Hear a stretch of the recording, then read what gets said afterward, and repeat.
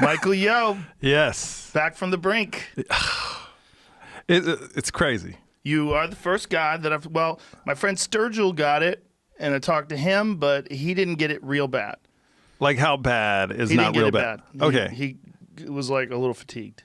Yeah. Yeah. So It's- give me the full rundown. For people who don't know what we're talking about, you got coronavirus. You were one of the first to get it that I know. You got it right after you were on this podcast. You were on this podcast. You flew to New York. Did Gotham for 4 shows. Little rundown. Yeah, little rundown. As soon as I landed, I did Wendy Williams on Monday, and then I flew back and went to Vegas for a day as soon as I got back, and then I had 3 auditions. So I was run down. And that weekend... Were you feeling sick already? No. Just tired? Just tired. But, I mean, we're always tired, really. Right. You know? The road gets you. Yeah, and I was moving all the time and very stressful. You know, you're trying to perform, you're trying to learn lines for an audition. Mm-hmm. So I was very stressed out. I was traveling a lot, and that was like my 3rd weekend in a row. So it was getting sleep, much sleep or not? Yeah, I get great sleep, but you know, with 2 kids, like they're both at the age where you know you have to have both eyes on them. Do you ever wear a sleep monitoring device or anything that? I have, but like a Whoop strap? No, I've never worn that. But I get 8 to 9 hours of sleep every night. Like I'm a great sleeper. Okay. Like I sleep through anything. Okay. So it wasn't a sleep thing. I was just tired, overworked maybe. But that Saturday, I didn't feel right. My temperature went up to like 101. You flew to New York what day? I was there Wednesday, which would have been, I'm guessing at dates May 4th. March 4th. I performed the 6th and 7th, stayed the 8th, did Wendy Williams on the 9th, flew back on that Monday, went to Vegas Tuesday morning, came back that same day. Then what'd you do in Vegas besides heroin? I was visiting her parents, my wife's parents, with the kids, and then It was partying. No party. It was drive in and drive out. Okay, but that's exhausting. That's exhausting. 10 hours on the road. Yeah, and then dealing with 2 kids in a car, and then the 3 auditions, and then that Saturday, I didn't feel right. And you got to remember when I performed in New York, there's only 11 deaths, and it was like 3,000 cases. Mm-hmm. That's how much this thing has changed. But Saturday, I didn't feel right. 101, it went. I said I should isolate myself because in New York, that's all you heard about. So I was like, let me just be safe and isolate myself. So let's break this down. So you leave Wednesday, you go to New York, you do a couple of different TV things, Yep. then you do the weekend at Gotham, and then you fly home, and then you go to Vegas on Tuesday, and then you drive home on Wednesday. Drive back Tuesday night. Tuesday. Oh, Jesus. Yeah. So in and out in one day? In and out in one day. And then Wednesday, Thursday, Friday audition. Then Saturday, I was like, okay, this is my rest day. And then I woke up and something just didn't feel right. So I was going, okay, it's probably the road. You know, I'm stressed, road. So it's about, during the day, I hang out, I isolate myself, but I'm between 100 and 101. Second day, I'm like 101, 102. But I'm still like, look, I'm gonna beat this thing. They say stay at home because at that time, they said if you have symptoms, stay at home because they're taking the more serious cases. Right. So the Sunday came around. I kind of went down a little. I was taking aspirin, a lot of aspirin, because one doctor at the time said take it every 4 hours. And I was also taking aspirin and something else to bring your temperature down. I forgot what it was. But, aspirin and... Well, you said when you started taking ibuprofen, that's when it fucked you up. That's when I felt it did. So Sunday, I started getting this massive headache. So that's when I really started popping the aspirin, every 3 hours. But aspirin or ibuprofen? It was ibuprofen. There's a big difference between aspirin and ibuprofen. Ibuprofen is a non-steroidal anti-inflammatory. I was taking Advil. Whatever yes, Advil. That is a non-steroidal anti-inflammatory. Okay. This is what I keep hearing, and I don't know if this has been substantiated, that you shouldn't take ibuprofen while you have this. Okay, for whatever reason. I don't know what that is. I don't know if that's been discredited or is that real? I don't know either. So I was taking a lot of Advil. Okay. A lot of Advil and Tylenol to bring the fever down. So I got it down on Sunday, but then I had a massive headache. So then they said, well, your temperature's going down. This was our doctor friend. Your temperature's going down. Just hit the Advil. So I hit the Advil. Monday at noon, I couldn't breathe. Like gasping for air. And my wife had to call 911 to the house to come get me.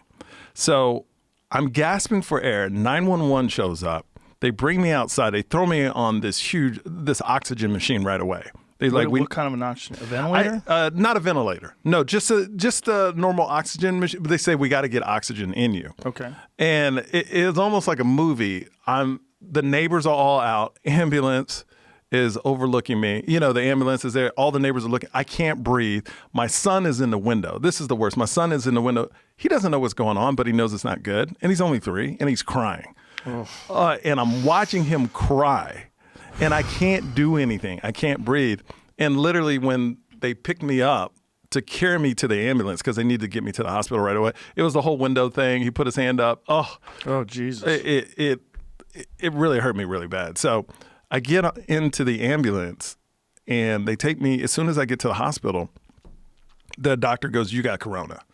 So they take but did they do a test, or did he yes, just know? the first thing they do is they do a chest x-ray. Mm-hmm. And they go, you got double pneumonia and corona. What's double pneumonia? When it's in both lungs. Okay. So double pneumonia and you have corona, we believe, but we got to test you. So they, swabbed me and stuff. Mm-hmm. But they took all the precautions like I had corona. I was the first corona patient at this hospital. This is how early it was, So they took me to ICU, and the doctor came in, and I go, hey, this is escalating real quick, and I still can't breathe. I go, am I going to make it?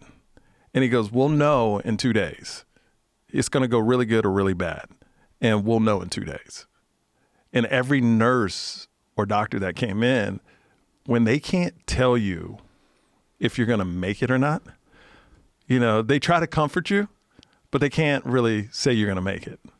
And I was in the worst pain I've ever felt in my life too. Where?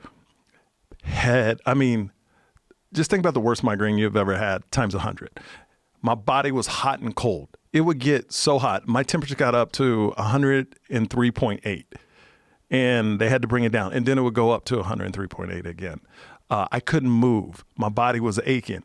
Literally, the second night I was there, and I know this is the wrong thing to think, but if they had an eject button on life, I may have hit it. I was in that much pain. Like that, I couldn't even think clearly. I can't put into words how bad it was for me. So your head, your body, everything. Everything. Where you just want it to be over. Wow. It's either you're going to make it, you're like, and it was so bad where you want to think about your family, but I was in so much pain. I thought about them, but it was, I can't make it. This is the end, and I can't see my family because they already told me that no one can come into the hospital. And I'm texting my wife, lying to her, saying, hey, babe, I'm going to make it through. I'm going to make it through, where I'm talking to my parents going, this may not go well. And my parents, the first thing I texted my parents is, I'm scared. I've never texted them something like that. And they knew how serious it was. And I said, look, my wife, Claire, is at home with the 2 kids. I can't let her worry about this. She was already stressed out enough. She saw enough, so I'm in there, and the doctor says that no one can come see you. So I'm going, if these are the last 2 days of my life, I'm going to die alone in this hospital. And it just broke me up so bad that, I've taken care of myself. I've done everything I can, to take care of myself. And why am I lying in this bed right now? And it was a thing where when I did think about my wife, it was, I will never see my wife and 2 kids again. That's all that went through my mind. It's like, Did they put you on a ventilator? No. My doctor saved my life. My doctor said, if we put you on a ventilator, he says, because a nurse brought it up, should we put him on a ventilator? And he goes, no way. If we put him on a ventilator, he's going to die because his body is going to say, okay, this machine is breathing for us. We don't need to work anymore. and your body shuts down. If you heard in New York, 80% of the people put on ventilators die. And that's why you think? I think that's why I survived. I've heard that. I've heard that being speculated by other doctors as well, and it's very controversial because so many doctors put people on ventilators, and the last thing they want to hear is another doctor saying, "You put someone on a ventilator, they'll die." But your my doctor said that straight up in the room in front of me to the nurses. Like, if we put him on it, he's going to die. Because his thing was, it just makes sense why he would. Because now this machine is going to breathe for him, so his body's not going to. It's like working out. You don't work out a muscle, it gets weak. Right. This machine is doing all your lifting. So why would we want to put him on that?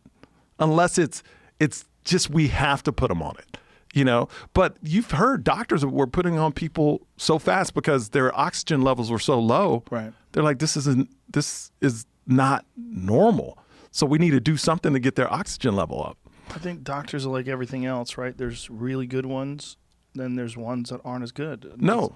It's true. With everything else, with everything. Carpenters, plumbers, everything. Everything. And it's really, I look back, I've become very close to him. And the dude saved my life. Because if I went on a ventilator, bro, I may not be here. Because when you go on a ventilator, they kind of knock put you out. Yeah, you're unconscious. Literally, that machine is doing all your breathing. Whew. So what did they give you? What kind of medication did they give you while you were out?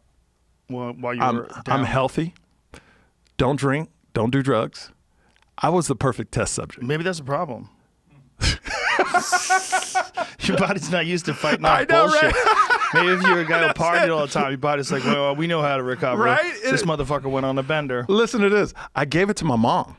Oh, no. So she gets home. She didn't tell me while I was in the hospital. She beat it in one day, and she talks shit to me now. Oh, see, I beat it in one day. I have one fever. You take 8 days in ICU, you know. And then she tells me, oh, it's because you're too healthy. You need carbs. You need carbs? That's hilarious. Now she's a doctor. But I gave it to my mom. She beat it in one day. But well, she probably wasn't run down. No. Dude, run down is the thing, man. You know, look, I'm a guy, I take a lot of vitamins. I work out a lot. I get in the sauna every day. But I just flew back from Florida. Right? I saw you. To Florida and came back yesterday. I felt like dog shit. And just from the flight, man. And it's one day. So I scheduled an IV vitamin drip. I had the vitamin drip people come to my house, hit me with glutathione, zinc, vitamin C, everything. And I felt better almost immediately. Yeah, you got to take care of yourself. You got to. Yeah. I don't want to get off me, but like, how was that spacing at this venue for you during the fight? Because it sounded like y'all were next to each other, and then I heard like in a story y'all were separated. We were about as far as Jamie is about as far as John Anik was, and then DC was like a little further than that because there was a separation. There was like the octagon post, and so for him to get a better angle, he couldn't be sitting right in front of the post, so they moved his table like another. He was probably 15, 20 feet from me, somewhere around that range. People, do you feel weird. that? I feel like fighters are tough, you know, and I feel like the audience is tough too, and the people associated with it is tough. Did they move around freely, or was it really like, oh, I need to stay away from you? Well, here's the deal. Everyone was tested. Everyone. In fact, one guy tested positive. He was asymptomatic, Jacare Souza, who was on the card. Yep. And he had an inkling that he might test positive because he had a family member that had it. And he was super healthy, ready to fight, but had it in his system. And so they removed him from the card, and he had been wearing a mask and gloves the entire time he was there. And everyone else had wristbands on. The wristbands showed that you'd been tested. They had temperature monitors. They had all these different things, but everybody had been tested thoroughly. Tested for antibodies, tested for the swab. I got the swab up the nose. I got everything done. So, and then when I got home, I immediately got swabbed again. I got a swab yesterday, and then I got the vitamin drip and everything like that. Oh, but wow. I didn't get much sleep Saturday night because I was flying back 8 o'clock in the morning. Fights were done. I was back at my hotel around 2:30, so I crashed. Woke up early, got to the airport, took off, landed, and then just kind of took it easy yesterday. But until I got the vitamin drip, I was dragging. I was feeling, and that's what happens when you fly. And you had flown a couple of times in a short period of time, and then that drive to Vegas, all that stuff. You have to think of your immune system like troops.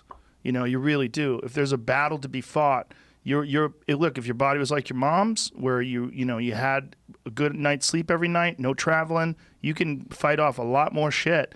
But when you do those trips, especially, this is one thing that I'm getting out of this quarantine is, man, I feel so much better when I don't travel. Oh, yeah. So much better. When I wasn't dying, I feel great now. I feel great now. I feel great now. Yeah, rest is a big thing. It's everything, man. It's everything. It's everything. And, I'm going to change my travel schedule in the future. Because even this trip, I wanted to just get in and get the fuck out of Florida and get back home. And but then after I did it, I was like, it would have been wiser if I left at like 6 p.m. or something like that. Like, just kind of chill out. Give myself plenty of time to sleep so I'm fully recovered, and then, have some breakfast, then go to the airport, take a 3 p.m. flight or some shit. How was it with nobody in there? Did you enjoy the experience? Well, I wanted to do it because I've never done that before, and I watched the one card from Brazil. They had Kevin Lee versus Charles Oliveira fought in Brazil. And I watched it on TV, and I was like, God, that's so strange. Because, like, Gilbert Burns, he knocked out Damian Maia, and then he yells out, Porra! Like that's something Brazilian said. And he yells out, Porra! And you hear it, like, echo in this empty arena. And while I was watching, I'm like, that's so strange. He's screaming, and there's no one there. There's no audience reaction. I'm like, wow. So I decided I gotta do one. So when Dana White asked me if I wanted to do it, I was like, yeah, I want to do one. I definitely want to do. Do you one. feel like the fighters were listening to y'all? They 100% were. They made adjustments because of things that DC said. So Cormier, we're all right. So next y'all to each were other. that close? Oh yeah, we're right. Wow. We're at the octagon. Okay. We're still at the octagon. We're right in front of the octagon. Okay. Like I could reach up and touch the octagon. So it's actually a little bit further than we usually are, but still. Empty close arena, enough. like where that wall is. That's where the octagon is. Pretty close. And DC's giving them points. He's like pointers. He's saying, he's got to check those leg kicks, and like, you see guys making adjustments. Like he was talking about Carlos Esparza, and Carlos Esparza backstage gave DC credit for like what the advice that he was saying in the commentary was the adjustments that she'd made. That's great. Yeah, it was weird, I loved watching, I watched the prelims, but I loved it because you could hear everything. Because normally it's so loud. Yeah. But when somebody hits somebody, it's in the face, you could hear it, but especially to the body. Yeah. Oh, my, it was like a thump. Yeah. And then you hear the other person.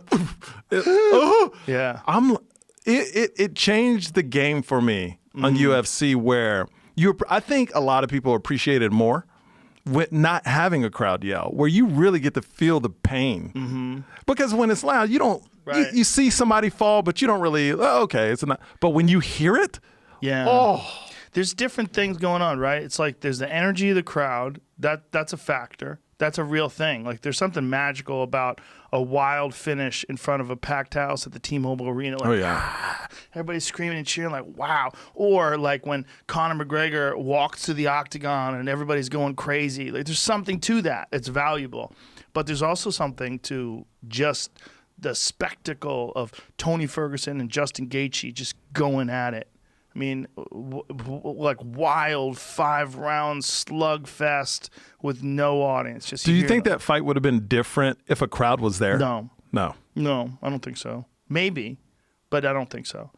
It's possible. I think Justin had a game plan and he executed it brilliantly. And I think Ferguson, he's always going to be Tony Ferguson. He's one of the toughest men that's ever walked the face of the earth. But I think he was preparing for a grappler. He's preparing for Khabib Nurmagomedov, and that fight didn't take place. It was supposed to take place in April. So he had been training for Khabib. By the way, this is the 5th time that fight was canceled. The 5th time the fight with Tony and Khabib was canceled. So Tony's been training for Khabib for fucking years, right? So he's ready for this elite grappler, takes everybody down, smashes them. He's thinking of cutting them from the bottom. He's thinking of submitting them and scrambling and getting leg locks and all these different things that he's thinking of. And then he's fighting an all-American wrestler who does not want to go to the ground and who has nasty striking. So it's a totally different game plan, and he has to make an adjustment over a period of just a few weeks. And so Justin's fight Justin always fights the same way. So Justin's adjustments weren't nearly as big as Tony's. Tony had to make some big adjustments, but Justin just fought a masterpiece. The way he fought was just magnificent. And he listened to his coaches so well. There's a point during the fight where Trevor Whitman is telling him, you're hitting him too hard. You're swinging for the bleachers. He goes, just take about 10% off your punches. Hit him with good, clean shots. And he immediately made that adjustment. And then his cardio leveled out because he was getting tired towards the end of the second. And because he was just throwing just bombs. Every shot he was trying to take Tony Ferguson's head off. But you can't knock Tony out with one shot. He's inhumanly tough. So Justin backs it off a little bit and just is throwing clean shots and then winds up just dominating him, and then they stop it in the 5th round. What's the one thing you learned? Like was there something you took away from this experience that like you didn't take away from any other fight? It was interesting. I felt very, very fortunate to be there. I'm like, out of all the people that could be here to watch one of the greatest fights of all time, I felt super fortunate that I was one of those people that got to be there. I felt like real fortunate for that. Like everything about it, I was like taking in the moment and just like really cherishing it. I'm like, wow, this is amazing. Like not a lot of people get to do this. Not a lot of people get to experience this. Not a lot of people get to do commentary for the UFC period, but to do commentary for championship fights in this arena where there's no one there. So we're in a 15,000 seat arena and there's maybe 10 people in the audience. So why did it need an arena that big? We were talking about that. We're like, why can't we do this we could have done this in the hotel. Yeah. We could have got a conference room and set up an octagon in there. Like literally. Yeah, I was wondering why they did that. But is it a spectacle of having a big arena just to say you did it? I think there's something to that, to letting everybody know, hey, these are strange times. You know, we're in the middle of this health crisis, and so this is the response to this health crisis. We're going to do this shit in this arena. But would you do it again? Because you said you wanted to do one, but it seemed like you didn't mind it. So I enjoy. Well, I mean, I love calling fights, and I think as long as I take the right precautions, I'm tested a lot, and I'm keeping my immune system in check and making sure that I don't do anything that wears me out. And I did kind of fuck that up by flying home with just a few hours sleep on Saturday. But I took care of myself on Sunday and just hung around with the family. And we, didn't do much, just went on a hike and hung out and enjoyed the summer and enjoyed the weather, rather. It's beautiful weather out here right now. It's not quite summer yet, but spring. But I think as long as you do that, I think you can be okay. I think when you put yourself in a position like yourself, when you worn yourself out, or if you have a compromised immune system, this is my thought, and this is from talking to numerous doctors, including my own personal doctor, who's very critical. My personal doctor is very critical about the way we're handling this crisis. What's he say? What he's saying is the most important thing is education on how to keep your immune system healthy. He's like, this is something that you're not hearing. Everything is social distancing. Everything is cover your mouth. Everything is use hand sanitizer. He goes, that's wonderful. He goes, that's all good stuff. But we need education on how to keep your immune system strong. We need education I have Dr. Rhonda Patrick coming in later this week to try to school people on what the actual clinical tests, the actual real knowledge, like what we really understand about the immune system and supplementation and heat shock proteins, cold shock proteins, all the different various methods that we know are actually legitimately, provably effective. I think it's interesting how all these different facts are coming out, because when I was at the beginning of it, but I've heard from so many, after I went through this, and big shout out to your fan base, because they reached out to me and showed me so much love when I was in the hospital and I just got out. And that means so much to me. That's awesome. When they reached out, and it was really all love.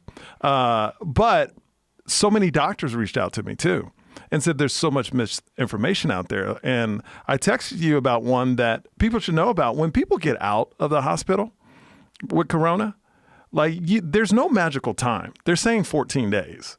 Literally, when I got out the hospital, I was in the hospital for 8 days. The last 3 days, I didn't have a fever, so they let me go. They said 6 days after that, I would be fine. But another doctor told me, look, after you're cleared after 14 days, people still have corona. They're taking the chance that it's not contagious. And that's why hospitals don't test people. And he said that this is why hospitals don't test people before they let them go, is because they know they still got corona, but hopefully it's not contagious. So that's why they never test, because if they did, that means people got to stay there 2 to 3 weeks longer. And that's the real reason. He says we would never. Can you imagine when New York was going through that, like, really bad? I mean, they're still going through it, but when it was at its peak, if they tested everybody that left, most of those people would still have corona, so that would back up the system even more. And then insurance has to pay for an extra 3 weeks. So I learned that. I learned that my other doctor said this whole pre-existing conditions is bullshit. He goes, you came in. He says, this is how much bullshit it is. You came in. If I would have died in the hospital, they would have said my pre-existing condition was migraines. They would have gone down as he said they do. There are some pre-existing conditions that weaken your immune system, like obesity, diabetes. There's a bunch of them that they're saying in New York are the primary factors of the people that wind up having a really hard time with this. Well, he's saying, though, they're using that pre-existing conditions, and I say it in quotes, to let healthy or other people almost like, oh, well, if you don't have this pre-existing condition, you're going to be fine, but it's not true. He's like, they're using it to calm people down. He goes, it's not true at all. He says, I see people that are fine, just like you, Mike. I see people that do have pre-existing conditions. I see the whole gamut. It's not just people with pre-existing conditions, but they're finding those people and highlighting those. And they're even adding deaths to that pre-existing conditions total because they need some. What do you mean deaths to the pre-existing? For example, like mine. If my pre-existing condition, he said, if I were to die in that hospital, he says, oh, well, he had migraines in his past. So they would have put that down as a pre-existing condition. Well, how often do you get migraines? I mean, ever since I was a kid, but really, well, I played college football for University of Arkansas. Right. I got so many concussions I couldn't play anymore. So, and this was before the whole concussion thing. So my mom made me quit. She was like, "You're not playing anymore." So it was a thing where, but it wasn't a condition. I have them I have one every 5-6 months, maybe. But he says, what you come in with, since I had migraines, and they didn't know my history of migraines, but he goes, we would have had to say that was a pre-existing condition. I haven't heard that pre-existing condition being migraines, but I have heard diabetes is a giant factor, obesity is a giant factor, emphysema, people who smoke cigarettes. But then there was an article recently, I got super suspicious, and I didn't even read the article. It was an article that said that nicotine may help people with coronavirus. And I was like, that's the fucking cigarette industry. Right. Did you ever see the documentary Merchants of Doubt? No. It's a great documentary. What's it about? It's about people that are hired to go on shows and put doubt into people's minds about certain things that would benefit an industry. So these guys, they originally started out the same. The documentary shows the same people would go on these talk shows to talk about cigarettes. Marlboro. Cigarettes are not addictive. This is not the Marlboro Man guy. These are people that they're posing like experts, and they're on these those stupid fucking talk shows on CNN and stuff where you have 3 windows, and then there's like Anderson Cooper, and there's a person to his left and a person to his right, and the guy on the right is like, cigarettes are not addictive. It's been proven. You blah, blah, blah, blah, and he's good just rattling it off. And then you see that same guy later in the documentary, many years later, talking about climate change. It's the same thing. Talking about climate change is a myth. It's just a natural cycle of the earth. Human beings have nothing to do with it. And it's literally the same human being doing the same thing. But we see that in politics. It's all spin. Right, but this is what I'm saying when I read something about nicotine being good for people that have the coronavirus. I'm like, come on, cigarette industry. Yeah, are you motherfuckers involved in this? It's like, who's running tests on? Let's try morphine. Let's see how heroin works on these people. What about coke? Give them cocaine. You know what's crazy about morphine is my migraine was so bad in the hospital. They came in and they go, we're going to give you morphine and we'll knock it right out. While you had corona? Yes. Oh, Jesus. So, like I said, they gave me everything, dude. Like they gave you morphine while you had corona. So they gave it to me to get rid, because my head was so bad. It really felt like I was accentuated your migraines. So the coronavirus accentuated those migraines. It was so bad, Joe. Okay, I can't even put it into words. So when you're talking about the pain that you had body pain and then your migraines on top of that. Yes. So you're just in agony. And hot, cold, everything. So they gave me morphine. They go, this knocks out any headache. It worked for 5 seconds. 5 seconds. 5 seconds. And they looked at me and they go, how you feel now? I was like, terrible. It feels the same. Then about 2 hours later, they came back and gave me more. because I think they only can do it every 2 hours. And then so, you see elves. Did you see any elves? No, but I got really hot. I got really hot. I was like, I can't do this anymore. Wow. So they had to stop giving it to me. I'm watching. This is how I was a test subject, and I don't mind because I'm living. But hydroxychloroquine, that was big at the time. Yeah. I'm watching this on the news. Literally, the president says try hydroxychloroquine. All the doctors are yes, no, yes, no, yes, no. They come in with it.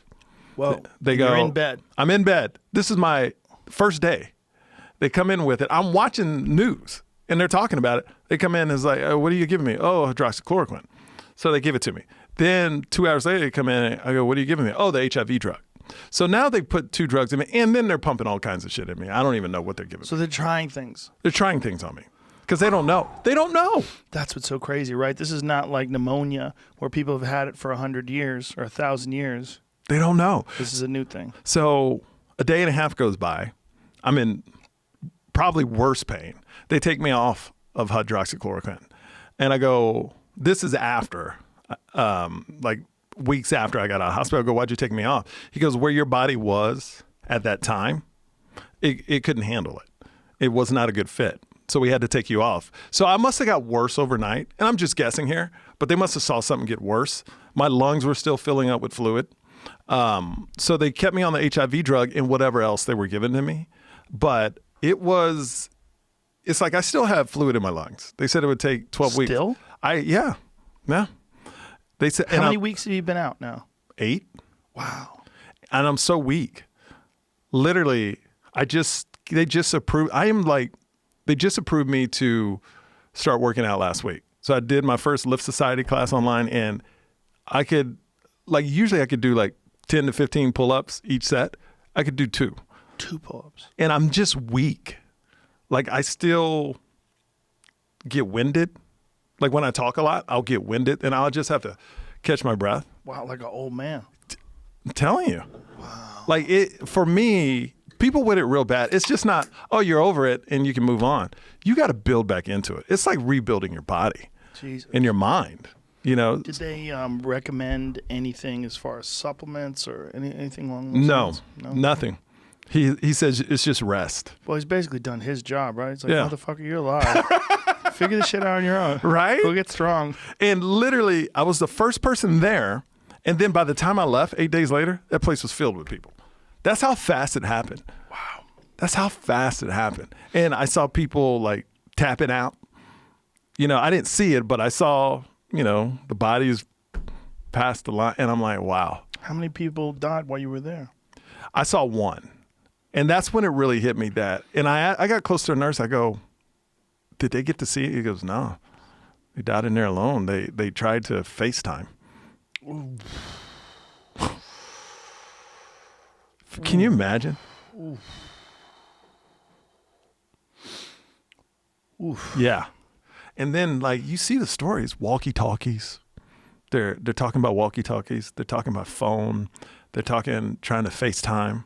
I don't care if I like you or if I like you. That's no way to die by yourself. No. Not today. No. And it's a thing where I just want people to know, look, they're opening up the country. And I get it. I get the other side too. That's why, I get that people got to work. People got to get their lives back, but you need to be safe. You need to be safe because it's a thing if President Trump comes out and goes, hey, we're going to do herd immunity, you're prepared for that. But right now, we don't know what to expect. We've gone from 60,000 deaths. Now they're saying it's going to be 137,000. What's going on? We only know what they tell us, but I'm finding out there's so much more stuff we don't know because they don't know. Right. Now you're finding out that kids, a very small amount of kids are getting it, And I don't understand the whole thing about just not being careful or safe because it's not about you. It's about other people. The whole thing about, well, a lot of blacks and Hispanics are getting it. Yeah, because they're working at all these essential jobs. They're at your grocery stores. They're doing the jobs that a lot of people don't do. Well, anybody that's in poverty as well, you're working those essential jobs, but on top of that, you're probably not eating well. Exactly. Yeah, that's a real problem. It goes hand in hand. Oh yeah. You know, like their whole thing. Like if you can get a whole meal, 2 burgers and 2 fries and 2 Cokes for $3.99, Right. it's a problem with that food. Yeah. You right, know? Right. Good point. Like it's making you sick. Yeah. Good you know, point. but that's all you can afford. Right. You know? Yeah, it is crazy that the cheapest food is the worst for you and the most fattening. But that's the one that you go to because you Yeah. can't afford anything else. Yeah. You know, and then you're getting, you know, I'm getting stories about, you know, like I have a bunch of Asian friends and they're getting bullied. Like it's so terrible. Like there was a story in Texas. A dude stabbed a guy and his 2 kids, 2 and 6. What? Yes, it happened a couple months ago. Stabbed a 2-year-old? 2-year-old, 6-year-old, and the guy because he thought they were Chinese. Like, Wait, this is in in Texas at a Sam's Wholesale Club. What? Yes. People are going nuts over this thing. You know, like we're all in this together, but you don't need to take it just because even if he was Chinese, like he's an American probably, you know, he didn't bring it over here. Well, even if he was Chinese from China. China, yeah. He's not the person who made the fucking disease happen. That's like and me. a 2-year-old and a 6-year-old? Yeah, a 2-year-old and a 6-year-old. Christ. Like, I just feel like this whole time right now is giving people, and it's a very small group of people. Yeah. You know, and that's why I hate when certain people go, white people. Like, no. It's a very small number of white people doing it. I hate when people generalize a group. Like, even the whole Michigan thing. It's an open carry state. They showed up at this lady's office. You know, The governor's office. The governor's Yeah. office. They were carrying the rifles. They were protesting, which they had every right to. And people go, I'll hear people, or you see it at social media. Well, these white people. No. There's 356 million people in the United States. Is there that many now? Isn't it? I believe so. Jesus Christ. I believe so. There's only 700 people there. Yeah. You know, and probably a third of them just wanted to protest to get their jobs back, just to go back to work. Yeah. So you can't generalize people, and you can't hate on people because of where they're from. Well, you can hate on people that are so fucking dumb they bring guns to the governor's house. Like, what? That is ridiculous. Like, what are you doing? I agree. Are you trying to take over the governor? Like, what are you doing? Like, why are you bringing guns? Are you expecting a war? Are you going hunting? Like, what are you doing? Why are you bringing fucking guns? That's some weird shit when people do that, when they protest with, like, fucking Kalashnikovs and shit. Like, what are you doing? Like, why do you have a rifle? There was a guy, it was a clip I saw. A guy was like, a white guy to a white guy was like, hey, I want my job back too, but why the gun? Yeah. And the guy was like, it just walked away. It doesn't make, if you're protesting. Well, that's the thing about the Second Amendment, and I'm a pro-Second Amendment man. I believe in it. I think it's important. But there's a lot of dumb motherfuckers out there. There's a lot of dumb motherfuckers out there, and they get to have guns too. I mean, I support that in a lot of ways. I have to support that if I support the Second Amendment. But at a certain point in time, you got to go, why the fuck are you bringing a gun to Sam's Club? Why do you have a fucking AK around your waist when you're walking through the aisles looking for toilet paper? Like, what are you doing? It's amazing how, but let's be honest, they're giving a pass. You got a USA pass right now to act like that because they're. Sorta. Well, no, I mean you do because do you because the president's like, those are fine people. You know, Is like that what he's saying though? Yeah. When is he saying that? He said that the other day. He goes, those are good people that were protesting With the guns? with the guns. Those are good people. It's a stupid thing to protest with guns.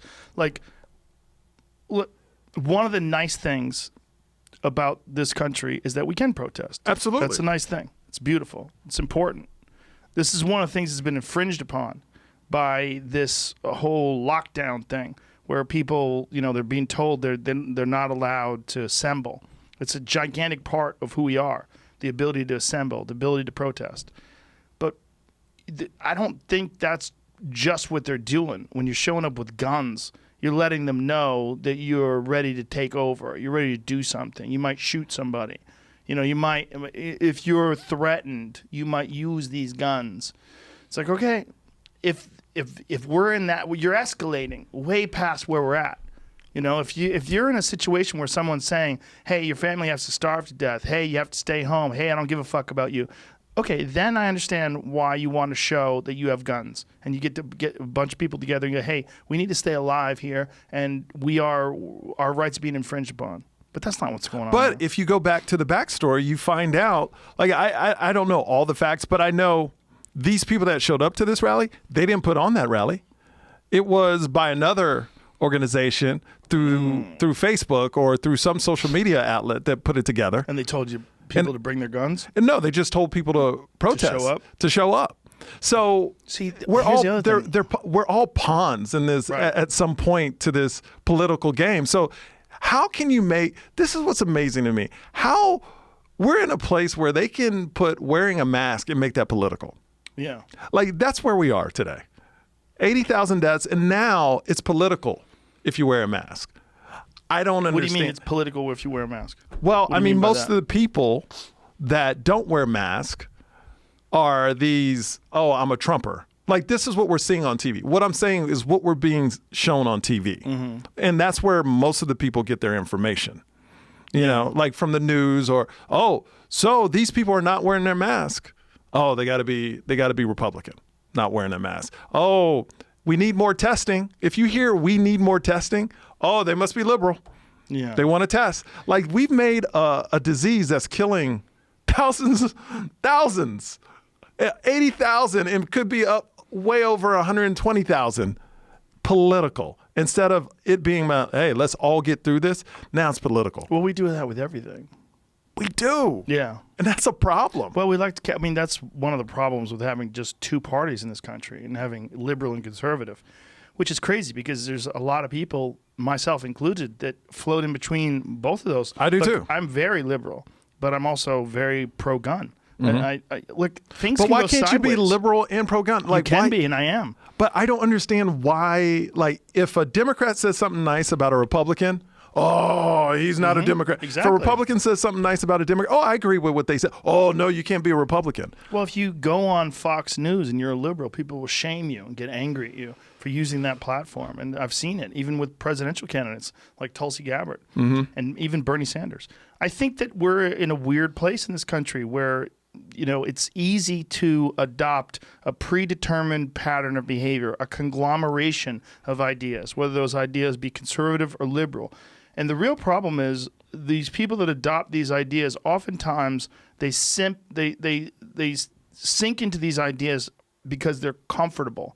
It's easy to get, if you decide people in your neighborhood are conservative, I'm going to be conservative too because that's going to make them like me more, and I'm going to say the things they want to hear, and, you know, well, I trust in God. I trust in God too. And you say these things so that people will like you more, and then you'll fit in your community better. And it's a signal to the people around you that you're complying with the group ideology. And that's more of the case than people simply rationally and objectively going over these ideas. You know, there's certain people that decide they don't want gay folks to be married simply because people around them have decided that they don't want gay folks to be married, and marriage is supposed to be between a man and a woman, and you can't tell me any different, and the Bible says, and this and that, and like, and I agree. And if you agree, well, that community will accept you. But if you are a person who goes, hey, Bob, why do you give a fuck?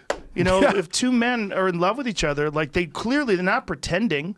Like, I don't care if, like, obviously I have tattoos everywhere, right? I don't care if you want to get tattooed. If you want to get tattooed, get tattooed. If you want to be like fucking Takeshi 6ix9ine, that dipshit, and cover your face with flowers, I don't care. You do what you want to do. And let's be honest, 20 years ago, tattoos, that was like, oh, you're a bad boy, or like you're some kind of bad person. Right, you're like some crazy sailor or something. Yeah. But some people will look at other people's choices that don't affect them at all and decide that somehow or another it's an affront to their values. Like if two men are in love with each other and they decide to get married, somehow or another that affects you. I don't understand how it affects you any more than I understand someone wearing shorts versus pants affects you, or someone driving a red car versus a black car. It's nonsense. It's not your life. If somehow or another people being in a man being in love with a man and marrying a man, or being with a man and living and having a relationship, if somehow or another that like killed all the trees. You know what I'm saying? And like cause gas prices to spike. And then you have a case. Yeah. And fucking all of a sudden there was something wrong. But that's not the case. No. So what the fuck do you care? So as a person who believes in liberty, I feel like you hear all these Republicans that talk about liberty and, I believe in liberty and I believe in... Well, that's liberty, motherfucker. Yeah. Motherfucker, letting someone do what they want to do, that's liberty. It's not like gay is it's this idea that somehow or another it's not a real thing. Two things on God and religion. Mm-hmm. I think religion is looking really bad right now. If you believe, that's great, but it's looking really bad because you're contradicting yourself all over the place. Let me stop you right there. Uh-oh. This is the same as you saying white people. When you say religion is looking really bad, that's the same as saying white people look really bad. It's a giant generalization. You're true. Very true. And I take that back. Some religious people are looking very bad right now. But do you know why? Because they're scared. But how can you... Look. How are they looking bad? In what way? Well, I'm saying... For instance, God, I hate to make this political because I'm not that dude. I stay away from it. But Too late. But Trump, for instance. Okay. Let's look at his past. Let's look at, there's proof of him lying pretty much every day. So for religious groups to support this man, you're contradicting your whole... Yeah, I think that falls into what we were talking about earlier, this political ideology that like he is with us. He is against abortion. He is against certain things, but he's actually pro-gay. Donald Trump is... One of the weird things about Trump is before he ran for president, he was universally liked. Rappers used to talk about him in their songs all the time? Well, he was always on talk shows, and he would go on Letterman and shit, and he would even go on those talk shows and like talk shit about Rosie O'Donnell, and people thought it was funny. And now it's horrendous. It's like the same things that he has always done. Now, when you're in a position of being the president, you're supposed to be a different person. But you don't feel there's a contradiction with churches right now? Oh, well, certainly with people that are... Look, there's a lot... Some churches, excuse me, let me rephrase that. Some people at some churches. There's a lot of people that will support values that are contrary to what they supposedly believe in if that aids them politically, if it helps them. Look, there's a lot of churches that make a lot of money and then they don't pay taxes. That, to me, is one of the most offensive things about religion. The idea that Joel Osteen should have a giant arena and fly around in private jets and live in a castle, live in the mansions, or that, what's that other guy, the COVID be gone. What's that guy's name again? Kenneth Copeland. That motherfucker. That guy has got, he bought Tyler Perry's private jet and shit. He's a baller, right? He's a baller for God. The idea that guy doesn't pay taxes is offensive. And the idea that he really acts for God, like there should be not just an investigation, but we should have a trial. We should have a trial. We should figure out, okay, is this a violation of the whole idea behind? I don't agree with it at all, period. I don't think that churches should be able to be exempt from taxes. If they get services like we do, if they make exorbitant amounts of money, and we know they do, they should have to pay taxes, for sure. I agree with you 100%. And there's real clear evidence that they don't even act in accordance to their own belief system. There's real clear evidence that they're not even people that are really acting like a Christian. So they're not even acting in their own religious ideology, and yet they still don't have to pay taxes. I agree with you 100%. And now I was watching TV, and they can get a loan or get this tax exempt where they can get money from the government. People aren't coming to the church, so they're not getting all that free money. Even Even though they're not paying taxes anyway. Like my wife was like, we were watching TV. She goes, "That's so horrible. A lot of churches are going out of business," because my wife is very religious. And I go, "Why don't they use all the money they didn't pay on taxes to stay afloat?" They bought mansions and private jets. They That's don't what have any I'm money saying. left over, bro. Bro, Leave them alone. Yeah. They're working for Jesus. They're Out working- there hustling for Jesus. Here's what's interesting to me is my wife when I made it, everybody reached out and they go, "Oh, God had your back." And the first thing I thought was, so you're saying God didn't have everybody, all 80,000 people's back? Like, that's messed up. That is messed up. Yeah. That's messed up. Look, I'm a religious person, but I'm a religious person that asks questions. So why are you a religious person if you're asking questions? How far do you take it? You should be able to ask questions. Okay, how far do you take it? You're Christian? I believe in God. I don't know Christian. Like, I go to a non-denomination church. It's just... Oh, one of them hippie churches. No, it's not hippie. Oh, I get it. No. It's in Burbank. It's called South Hills. What's up? Oh, Burbank. Of course it's hippie. It's in Burbank. But I go to a church where, look, they don't believe in hate and all that, but it's a thing where certain people say certain things. And when I got all these messages, God had your back, God had your back. And I'm thinking about the dude I saw rolled out. Yeah. Why didn't God have their back? He jerked off too much. Did he really? That's what I heard. I heard he jerked off thinking about guys too. And God's like, fuck you. No. You're so wrong. I have no comment on that one. But it's true. It's like, why would God, why does God let babies die? Why did God let that little kid get stabbed? The little Asian baby, that 2-year-old kid get stabbed. Here's the question that nobody can answer for me, is that if God gets all the applause for something great happening, he should get all the blame for something bad happening. Because obviously, from what I'm told, look, I'm not a scholar on the Bible, but if something great happens, we all praise him. But we never tend to not praise him or we never tend to criticize him when a whole plane blows up. Yeah. Or, and that's the only problem with the religion I have. When you say you believe in God, what does that mean to you when you're saying that? When you say that, do you say that because it makes you feel better? This is what I feel, is I feel every type of tribe before us, the ones that had religion or some type of thing they believed in, they survived. The ones that didn't, they cannibalized each other.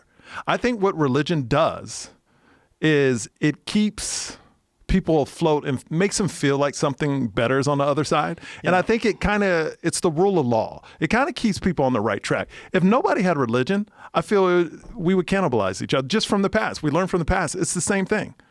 Like, tribes that didn't have anything to believe in, they ate each other up. Well, I feel like we live in a completely different world because the interconnectedness that we experience today didn't exist before.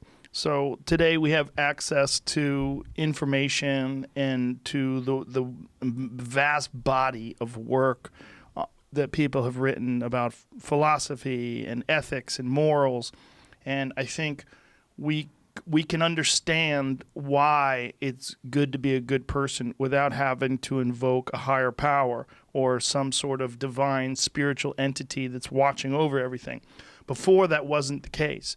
Before, when we were establishing civilization and we were moving from primitive groups that live in tribes, which we all came from. Look, if we, the one thing that we have to take into consideration is that we are here because some people did some really violent shit and they made it through because some other people were trying to do some violent shit to them. That is why we made it here. We made it here to this day in 2020 because our ancestors were better at violence than the others. That's really the truth. I mean, there's no getting around it.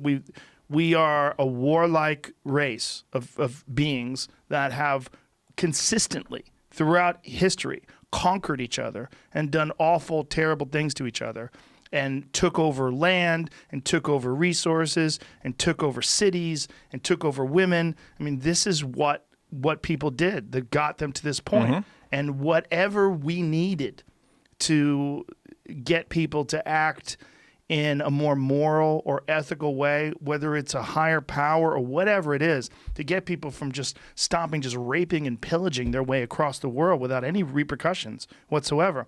Whatever that is, I'm all for it. And it was religion. And you could argue, and I think many people probably successfully have, I'm not really aware of it, but I would imagine I'm not the first person to bring this up, that religion is in many ways sort of a natural creation of the human mind and the human psyche to try to move us past our primitive tribal monkey tendencies and move us towards some more cooperative way of existing. Yeah, I think what religion gives order, some type of order. And a lot of people don't want to believe it's over when it's over. Well, you know what order exists when you don't have religion? You have the order of might, and that's what you have in China. Okay? In China, you have a religion, and the religion is the state. China, people have religion over there, but the reality is what's running China is a dictatorship. It's a military dictatorship, and the king is the ruler. This is what they look towards, and the state is the ruler, and the law of the state. I mean, they do horrible shit to their people over there, and they do this horrible shit openly in front of everyone, and they still run 1 billion people. Yeah, that's just my take on religion, but I also know the other side, because anytime I support something, I also look at both sides. I'm not just blindly. I know religion has caused more wars than anything as well. I think people have caused more wars.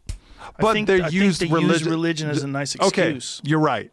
People cause wars, but they're using religion to cause those wars. Well, they're using religion they have in the past used religion to get people to do horrible things. And, this is the argument against fundamentalism, that it exists. I mean, it existed in Christianity in the past, the Inquisition. You can go throughout the history of some horrific things that were done in the name of Christianity, some of the most horrific things ever. But really, it's people doing these things. And if they decide that their religion is enforcing this behavior, then they can justify these things. And you see this. I mean, it's what you get with cults. When, forget about religion. I mean, we can all, whether or not a religion is a cult is, I had a bit about it where, a cult is created by one guy and that guy knows it's bullshit. In a religion, that guy's dead. It's like, that's the difference. Yeah. So like remember the people, the Heaven's Gate cult? They all wore purple Nikes and they cut their balls off and they were waiting and they killed themselves when the asteroid was coming, or the whatever the comet was coming. That was a way where someone used something, this crazy ideology, and got people to do ridiculous shit. And you could say Jonestown was another example of that. That was another cult, and it was where this guy figured out a way to talk these people into poisoning their brothers and sisters and then gunning down federal agents and killing people. And they did it all because he had them convinced that this belief system that he was espousing was accurate and correct. What I don't understand, because like I said, I'm religious, but I ask a lot of questions and I don't believe the bullshit. A lot of the bullshit, Well, what makes you religious then? I think I just want to believe there's something better, and hopefully there's something guiding all of us to a better place after. I want to believe that. Right. I want to believe that. I want to believe that, if I were to die in that hospital bed, there's something or someone looking over my family. I just want to believe in good. I'm all about positivity. I'm all about love. So it's a thing where why not believe in it? It's not going to hurt me. Right. Believing in it. And if it does happen at the end, great. If you go to a different place, great. Now, I will ask questions along the way. I will not blindly follow a church or religion. I do investigations. I really look at the people that's involved with that church. What I don't understand is the people that blindly fall into these cults or churches that you just talked about. Like, I don't understand how your mind gets to a place where it's like, no matter what they say, I'm down for it. Well, other people would say, people that are more skeptical than yourself or not interested in religion at all, would say, will we take it one step further? Like, why would you believe that? Like, why would you believe that there's some sort of a superpower that you've never seen any evidence of? Some sort of a mystical power that's looking out for everybody? Like, why would you think that when there's no evidence of that? The evidence that we do have is evidence that people in community, in friendship and love, that there's a great benefit to that, and that we feel it, we experience it, Like I saw you today, I gave you a big hug. Yeah. Like this love, Yeah, friendship. absolutely. That's important for us. It means that's real. That means something. But it also means something because I want you to know that if you need me, I'm there. I want you to know this is what friendship is. That's real, you know, but the reality is there a God watching? A doctor got killed by wild dogs yesterday in Georgia. Did you hear about that story? No. Yeah. There's packs of wild dogs. Running through Georgia right now? It's always been an issue when people let dogs loose and dogs become feral and they don't have food. They stop being pets and they revert towards more wolf-like behavior. I think it was Georgia. I read it this morning. See if you can you find that? I'll send it to you if you don't. I certainly have it. Okay. I have Yeah, it. no, the only problem I'm seeing is the doctor was a doctor in Connecticut, I guess. But Was it? Well, it says Middle Georgia doctor found dead, and then former Connecticut or CT doctor. I'm sorry, so it's not Connecticut. Yeah, sorry, Middle Georgia. Yeah. Georgia doctor killed by a pack of wild dogs. You know, I saw CT and thought it was Okay. It was in Yeah. So this lady, it was a lady. It's not the first time. I was confusing this with there was a man who was killed by wild dogs in Georgia a couple of years ago. Dr. Nancy Shaw, who was a doctor in Connecticut. At 3 a.m. Thursday, they found her body. Holy shit. Yeah. She was on the wrong side of the road, and the engine was running, the door was open. They got out of the patrol car to investigate, found a female that was deceased in the ditch. The autopsy confirmed that she died after being attacked by animals. Police confirmed to the station, which gave the further details. Police are trying to find the roaming beasts. Interesting that they phrased it that way, but that's the New York Post. So roaming beasts? So Dogs. Well, packs of dogs. You know, that is when you just let dogs loose and they got have you ever had a feral animal? I had a feral cat once. And a friend of mine and her boyfriend were living in this apartment complex, and there was like this thing where these cats got underneath the building and they had kittens. And so she rescued the kittens. She goes, "Do you want one of these kittens?" Because she knew I had cats. I was like, "Oh my God, let me see." So I went to her house. These little hissing little fucking balls of fur. I'm like, okay. I'm just laughing at the idea of you having a lot of cats. Yeah, That's funny to me.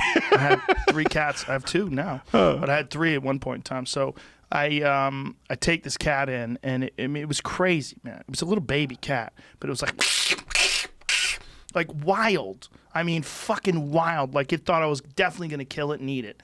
And then I would pick the cat up, and it would start purring, like immediately, like loud, like so happy. And then I'd put it down, and it would hiss at me again. This poor thing was wild. And that cat was wild to the day it died. I was the only one that could touch it. You kept the cat? I kept him for years. Yeah. Wow. My dog killed him. Yeah, he talked some shit to my pit bull. My dog was like, "Oh, really? Excuse me?" Check this out." Yeah, because he would hiss at the dog, and I guess he fucked with the dog one time. The dog's like, "Why is this goddamn thing in the house?" And he kept pissing in the house. So like he would piss in the house. He would like, especially if he was mad at the dog, he would like piss near where the dog slept. One day that I wasn't home, the dog just took it into his own hands. Where'd you find the cat? Oh no, I was home, and he killed 2 cats. That dog. Oh my God. They're both cunty cats that got shitty with him. Pit bulls. This was in my 20s. I was a different man. But this cat, when I had him, I was the only one that could pet him. I was the only one that could touch him. I could go up to him. I go, "What's up, bro?" And I could give him a little pet, and then I could pick him up, and he would purr. But I was the only one. But nobody else, huh? Anyone else he saw, he was like, "This motherfucker's gonna eat me," and he just ran away from him. Yeah, it was weird. Man. But anyway, my point is, I had this other cat that's a rag doll. Like I have 2 rag dolls now. They're like fluff balls, man. Like you pick them up, they just go limp. Like they're domesticated cats. Like I have a domesticated dog. I have a golden retriever. You haven't met him yet. No. Sometimes I bring him here. I see the walks. He's the best. He's the sweetest. I love him to death. Like I wake up in the morning. I made a video of it because it's so ridiculous. Like how my morning starts. Like he waits for me outside the door of my room. I open the door and I go, "Bro, I go, what's up? And he just like, he runs around in circles. He always grabs a toy. Always has to bring a toy over to me. And then I'm petting him. And he's like, he's always like, he's moaning in ecstasy, wagging his tail, runs around in circles. He's domesticated. He's just a love bug.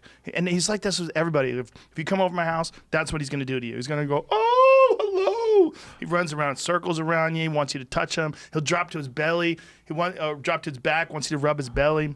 But that's because of you too, though. You domesticated him like that. Yes, for sure. But he's also a golden retriever. Yeah, like they're he's super nice. They're the nicest dogs ever. But he's domesticated. Okay, wild cats are so different than domesticated cats. It's like a different thing, man. They're so different.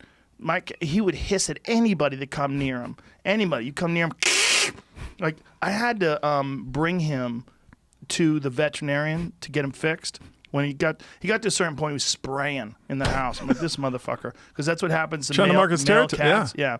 So the way I got him, I had to lock me and him in the bathroom together, and then I had to throw. I forget, it was like a towel or a blanket or a bathrobe. I forget what I threw on him, but I threw, because this is It's like a kidnapping, like for real. Yeah. I mean, this is 96. Somewhere around then, okay? So I throw this fucking blanket on this cat, and then I have to grab him and wrestle him, and then I stuff him in a hamper, and then I take him with a fucking duct-taped hamper to Dr. Craig, my veterinarian. Okay, why didn't you just get rid of the cat? I mean, love it sounds. I loved him, and I felt like he was like me in a lot of ways. That, you know, he just didn't have anybody that looked out for him.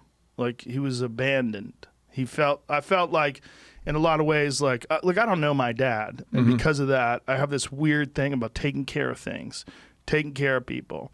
I felt like I was I haven't spoken to my dad since I was 7 years old, and I knew him before that. So, like, all my life, I've sort of had this thing like, hey, that can happen, where you could be abandoned, and it's one of the reasons why I've always had this very liberal and charitable outlook on things, even though, like, a lot of people they'll confuse me with being conservative. I'm not very conservative with people, because I know that things can go wrong with people. I also know that some people are lazy fucks, and they need to go to work. They need to get their ass in gear and stop making fucking excuses. But these are like little mental traps that people have fallen into, and oftentimes they just don't have the right tools. They don't have the right information to sort of make these corrections and adjustments. So I'm a hard ass in some ways like that. Like, some people need to just get their fucking shit together. But I'm charitable in a way, like, I don't think they understand how to get their shit together. When you see someone who's obese and they're smoking cigarettes, like, a lot of that is education and information, and just the way their body has, the way their life has gone, the things that have happened to them outside of their control before they even became a fully formed adult. Just like this poor cat. Yeah. This poor cat didn't ask to be shit out under a fucking apartment building, like, and then have, you know, this wild life where it's got to eat rats and shit and try to take care of itself. Well, I also think that even people like me, I'll hear inspiring people, and it kind of kickstarts you. It kicks you in the ass and say, hey, you need to get it going. Like I told you about David Goggins last time I was here. Yeah. I read his book and, you know, posted shit on my mirror, you know, and trying to make strides but I think we all need that. It's not just lazy people, even people that are out there hustling. Oh, yes. Sometimes you need that. Oh, I need it. I need it all the time. Yeah, I'm very fortunate to know people like David, or my friend Jocko Willink, who's very similar as well. Like, he's got a video that he put up today. Go to Jocko's Instagram, and he puts these up all the time. He gets up at 4:30 in the morning every day. It seems that's the time. He takes a picture of his watch. For him, it's the time. David Goggins too, 4:30. Does he get up at 4:30? 4:30 every morning. Stretches for 2 hours, and then he hits his run. He's an animal. But play this. This is Jocko. It's so easy. So easy to dripping put with things sweat. Off. So easy to say, you're going to do it tomorrow. Well, I want you to reprogram your brain and tell yourself that tomorrow is not a viable option. Tomorrow doesn't work. You do it today. You get it done today. That's what you do. Have a good Monday, y'all. Go get some. Out. That's all you need. You need people like that in the world. I'm gonna follow this dude. You should follow that Well, dude. who is he? That's Jocko Willink. He's a former Navy SEAL who is one of the most inspirational people that I've ever met in my life. And he now he writes books on leadership and Brazilian Jiu-Jitsu black belt.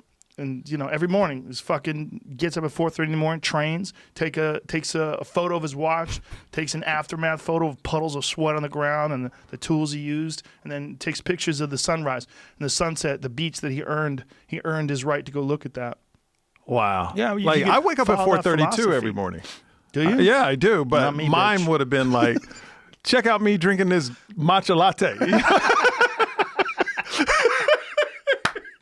Get it, y'all. Well, it takes every kind of people. It Remember does. that song? Yeah, there's a song about that. Yeah, there's all kinds of people in this world, and it's okay. It's okay to be a soft person. It's okay to be a gentle person. You don't have to be this fucking savage like Jocko. But it's something about that Navy SEAL. Yeah. They're just wired. Well, it's not for everybody. No. Most people are going to ring that bell. Most people are not going to do it. Could you have made it? I don't know. I would tell you right now if you asked me, yes. But of course I would say that. Yeah. I don't know. Unless you've done it, you don't know. Like in my early 20s, I would have loved, now if I could go back, I would have loved to try to be a Navy SEAL. But I guess if you don't have it, like if you didn't have that desire, but I just think like Well, it's whether or not it's challenging yourself. Whether or not you can push yourself past the place that most people quit. That's a big part of what it is. The big part of anything is being able to push, right? When you get discomfort, people just want to back off. They want to stop. They want to. It's a thing that we have. There's a natural inclination to seek comfort. You have to have the mind to push past that. I don't know mentally, if I was working so hard because those 2 days in the hospital when I said if there was that eject button. And then your mind just like, no, keep pushing, keep pushing. And after 3.5 days, finally, everything started, my lungs and the fluid in my lungs started to settle. But it's amazing what you learn when you come out of a situation like that.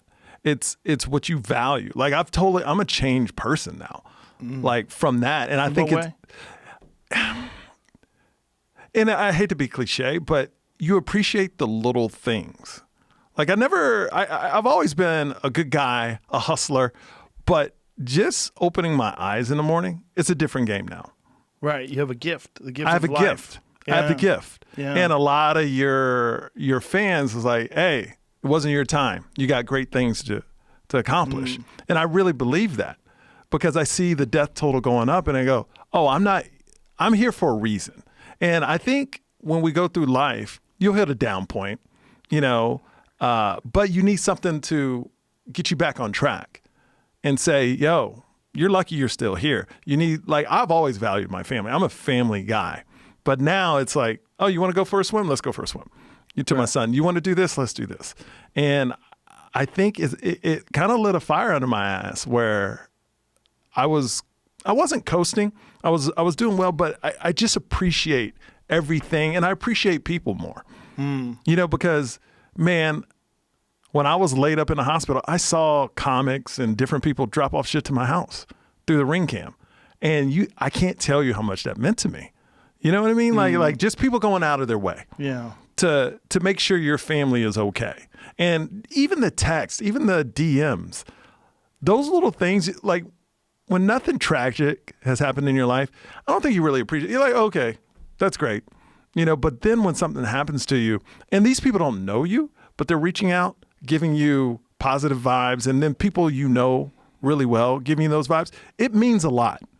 You don't understand how much it meant when I was laying in that hospital bed, fighting for my life after I got over that hump, to read all these positive messages from your fans, from comedians, from close friends. I mean, it really pushes you to live. Yeah, the power of word is so much to me now. Expresses something. Yeah. Right? Yeah, it expresses something that you understand how close you came to losing everything. Yeah. Yeah, I think I look, comfort is wonderful, and civilization is wonderful, and love and friendship is all wonderful. But I think to really appreciate it, you almost have to at least almost have everything taken away, or know it can be taken away, or know how fortunate you are, know how lucky you are. I mean, look, man, all throughout human history, it was impossible to take a fucking shower. You know, I mean, to take a hot shower, who the fuck did that? Like, when did that first start? Was it 100 years ago? Or when was it? Yeah. So people have been around for, what, hundreds of thousands of years in this relatively similar form? And then, like, 100 years ago, someone figured out how to turn that thing, hot shower. And now this is just the way it's supposed to be. Yeah, dude, I went camping with me and Brian Callen. We went camping in Montana. We did this hunting show, and we back in 2012, and it was freezing out, fucking cold as shit, like 9 degrees at night, and you're in a sleeping bag and huddled, and then finally after like 6 or 7 days, whatever it was, we got to Billings, and it was the end of the trip. We had a successful trip, and then we got to a hotel. I took a shower, a hot shower.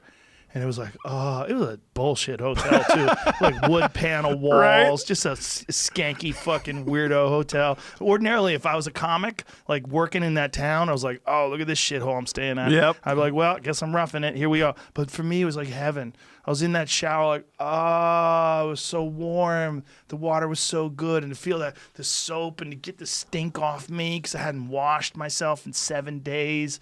It's like, you really appreciate it. You don't appreciate it until you lose it, until it's gone. And I think that struggle is something that too many people are missing, you know, and I like to give myself my own struggle. You know, it's one of the reasons why I work out so hard, because when I work out hard, not just because it calms me down and it makes it does whatever vanquishes whatever demons are inside me through exercise, but also I appreciate peace, because when I push myself in a ferocious, horrific way where I'm fucking exhausted.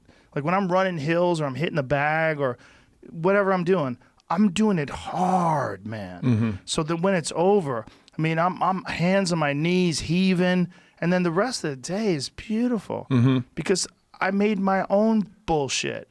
Instead of like dealing with like fucking hordes of barbarians coming over the hills, or, you know, starving to death, or all the real problems that people have dealt with throughout history that have kind of balanced out their perspective, I created myself. I think today's society is taking away challenges. Yes. You know, it's not pushing people because it's fine being fine today. Right. You know, there's no, like, one thing interesting you said to me last podcast we did, you go, you know, yo, you really never, and you exactly said it, you never been through any struggle, because I was telling you my life has been pretty good. And you go, what makes you is you would never take away your struggle when you were younger, because it made you who you are today. Yeah. And after going through something like what I went through, it's changed me so much that I know that struggle is going to change the rest of my life. It's even the mentality of myself has already changed. It's like, I'm going to take risk. Because you never know how long you're going to be here. I know that's cliche, but you really never know. The key is to keep that mentality. Yes. The problem is, for a lot of people, they slip right back into comfort again. They slip right back into the regular life because this close call you had with death, it slips away in your memory. It becomes the thing of the past. It was 4 years ago or 5 years ago, and you're like, oh, I'm having a hard time getting motivated. Oh, I'm having a hard time getting to the gym. Oh, I mean, I really like to get my career in order, but God, I mean, sometimes I'm depressed. Yeah. Sometimes I just feel so blue. I sit around the house. Boo. You're not supposed to make it. No. And then no one wants to say that to those people, but that mentality literally is like, if life is this wild rush to the finish line, and I'm not sure it is, but if it was, those people are not supposed to make it. They're not supposed to cross the tape. They're supposed to sit back at mile 3 and take a nap. And it's also supposed to be a lesson to you, the person who keeps going, to see these lazy bitches that they ruin their life and wind up falling apart, and they keep exhibiting this self-destructive behavior. Don't do that. You don't have to do that. You see them do it, learn from them. Learn from the people that cry for no reason. Learn from the people that fall apart. Learn from the people that don't know how to pick themselves up, and keep going. But you can't say that out loud today. You get attacked. I can. Well, you can, but you that's can what too. I know. More but, people need to say it. But you're so right. Like the people. Who's attacking? Who's attacking? Those people. The people on the sidelines. The people that sit down like, ooh, Yeah, it's who true. are you, Michael? You don't even know Michael Yo. Yeah. I get depressed. Look, I think some people have real problems. they have mentally. real issues. Some people. But some people are lazy fucks. and use it as an excuse. A lot of people. I think there's way more Yeah. of those because there's a natural inclination to do that. And to deny that natural inclination to do that is to exhibit a ridiculous lack of understanding about human nature. Because that's what people do. We know that. This is it's either willful ignorance or you're purposely lying so that you fit in the group. The same way we were talking about earlier about ideologies that people slip into because it gives you comfort. This is like when people like there was a video recently where article recently where Adele lost a lot of weight. And all these. Why did people celebrate that? I was so pissed off about that. It's people that celebrate it, or no, people that celebrated her weight loss. It's like these are the same people that are like, you look good no matter what size you are. I'm like, so, like, That's an interesting perspective. That's not what I was saying, though. No, but what I'm saying is, to me, the celebrity audience that celebrated her losing the weight was same people that say you should feel great no matter what size you are. I think it sent out the wrong message. Well, I think it's great to lose weight because when you lose weight, you get healthy. But there was a lot of people that were saying that we shouldn't do that because one thing that I read that was hilarious was saying that it's actually fat phobic to celebrate her weight loss because we don't know what she's going through. She might actually be going through a hard time right now because she just got divorced, and maybe that's why she's losing weight because she's not doing well and she's ill. No. Or she works out and doesn't eat cake. Like, my whole thing is, if you're gonna, I just hate people, and this is a lot of celebrities, and this is a lot of, it's like, no matter what size you are, we love you, right? And then a girl lose weight, and then you really see who they are. Oh, you look great now. We love you. But hold on. I understand. I understand. No matter what size you are, I do love you. Like, I have friends that are fat, and I love them. You know, and I've talked to some of them and tried to get them to lose weight, but they don't want to lose weight. But if they did lose weight, I'd be like, dude, you look great. Congratulations. It's healthier. Yes. But I still love them no matter what size they are. I understand that, but hate someone because they're but fat. to me, it's a wrong message. Like, if you're going to say you love me no matter what size you are, like, and I'm talking, this is more celebrity driven. You gotta stop listening to celebrities, bro. No, it's just no. This is more celebrity. Listen to Katy Perry, How to Live Your Life. You gotta run around in circles like a fucking dog. No, chasing I'm their not tail. that dude. I'm not that dude. I know you're not. What I'm saying is, you don't put out this message that body image doesn't really matter, and then when a girl loses weight, you're like, oh, it really does matter. Like, you're just contradicting yourself. And why are you like me? I don't care if Adele's big or small. You know? I do. Well, okay, good I for want you. her to look hot. She looks good. She looks good now. I like it. As long as she can sing, that's all I care about. Well, I do care about that, but I care when anybody loses weight because it gives people inspiration. The same way that Jocko video, say that gives people inspiration. The same way Goggins, that gives people inspiration. Those people are important. And Adele's important. Doing that, man, how many women that were overweight looked at her and were like, I'm going to fucking get my shit together now. What's that other girl, Rebel Wilson, when she did that movie? She lost a ton of weight. Oh, yeah. That girl looks really good now. She's lost a ton of weight. And then same thing. The lazy fatzos that want to stay lazy fatzos, they get mad. Like, you're just defining beauty standards, and she was amazing before, and it's not good to be skinny. And there's a bunch of people out there that will come up with any fucking reason why they can just eat cake. No, and it's not real. Look, my thing is, as long as you're healthy, some people are healthier, but like, my thing is, if you go to a doctor and you're too big, and they say, hey, you're not healthy right now, you need to change that. That's terrible for you. But if you're a little bigger and you're healthy, because I know some big people that are healthy. I bet you don't. I do. I bet you don't. I bet you know big people that would be healthy if they lost weight, but they're not healthy if they're fat. I meant obesity is one. I'm of not the talking worst about obese. I things mean, you they're could just do. big people. Okay, Like football players. Yes. Okay, well, that's different. That's not that's obese. what I'm talking. Yeah. Oh, well, that's what I'm talking about. Well, big they would look a little better if they had six pack. Yeah, that's not but right. they're I know what you're healthy. saying. Okay, You know, that's what I meant. So I don't we mean need to define obese. big. Yeah. Okay. Yeah. I thought you were talking about like No, I'm talking about bigger people. Like Rebel before she No, lost all the no, weight. She was no. obese. Yeah. Yeah, I'm just saying it's a thing where Ralphie May. Oh, Yeah. I mean, I was. I know so many people went to Ralphie May and was like, dude, you got to lose weight. Oh, I was one of them. Yeah. You have to, man. Yeah, but he had an issue. There was whatever the wiring of his mind. It So didn't. sad. It wasn't going to work. He was going to eat, and he was going to keep eating, and whatever it was. I don't know what the demon was, but whatever his demon was, maybe he could have shifted and changed, and people have, but it didn't happen while he was alive. I tell you, one of the nicest men ever. He was a great guy. He's a great guy. I went to Nashville with Sarah Tiana, and he took us, and of course, we were like, oh, let's just hang out. He goes, no, we're going to go to this breakfast place. So he takes us to the best biscuit place in Nashville, in Tennessee. But it was just him, like, hearing about me and coming out and hanging out, just as a comic. He was a sweetheart. Ah, Yeah, he was a sweetheart of a guy. It was a sad loss that no one was surprised by. yes. That's the problem, It's like if you have a friend and that friend is an alcoholic and they die of liver cancer, you got to go, I loved him. He's a great guy, but no one's shocked that was the result. And that's the same thing with obesity. It's like no one's shocked when you do that to your body and then you wind up dying. It's not shocking. It's No, still sad. It comes with it. I just think I know what you're saying about the celebrity thing, but I really think that it's along the lines of what we were talking about before with religion and political ideologies.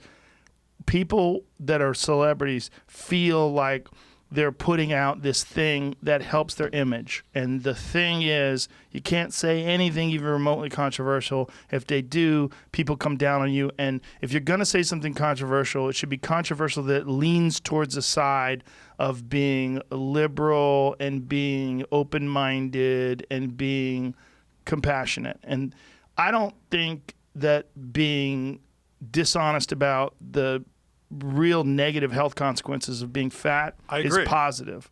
I think it's negative. I think ultimately, if you can, fat shaming is a real thing, right? People get mad when people fat shame. But let me tell you something.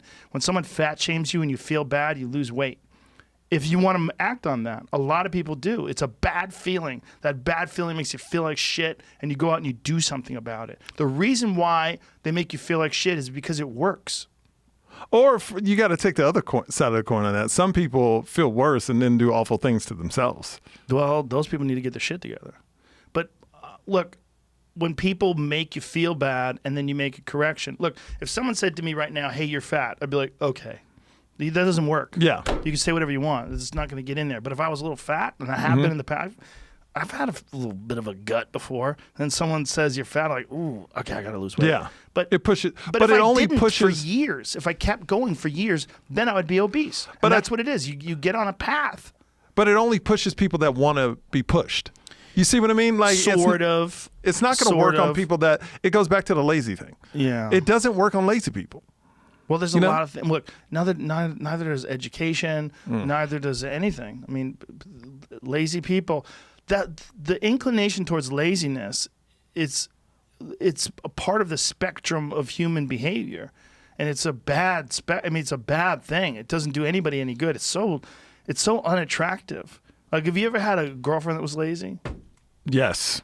Bro, see, look how you said that. Yes. Look how you said it. Oh my God. It's so unattractive. It's unattractive to girls. It's unattractive to guys. Having a significant other that's lazy is offensive. I tell you what, if Twitter and Instagram, people going after people, if there was work involved with doing that, if you actually had to go through steps and work to do that, you would have no comments. Right. If people actually had to work to put a comment up, it would decrease by 90%. Well, a lot of what comments are is lazy. It's people on their couch being lazy, going, oh, let me comment about this person. Fuck him or fuck her. Yeah. But people in your life that are lazy, it's very unattractive, and it makes you angry. If you're not lazy and someone's lazy and they're dragging you down, like if you're in business with someone and that person's lazy, it's horrendous. Get away. It's offensive. Yeah. And if you're like if you have a business together and this is your partner and your partner is fucking off and not doing the stuff they're supposed to do, when you tell them, hey, we got to take care of X, Y, and Z, and like, I don't want to do that. Like, oh my God, I'm in business with this fucking lazy fuck.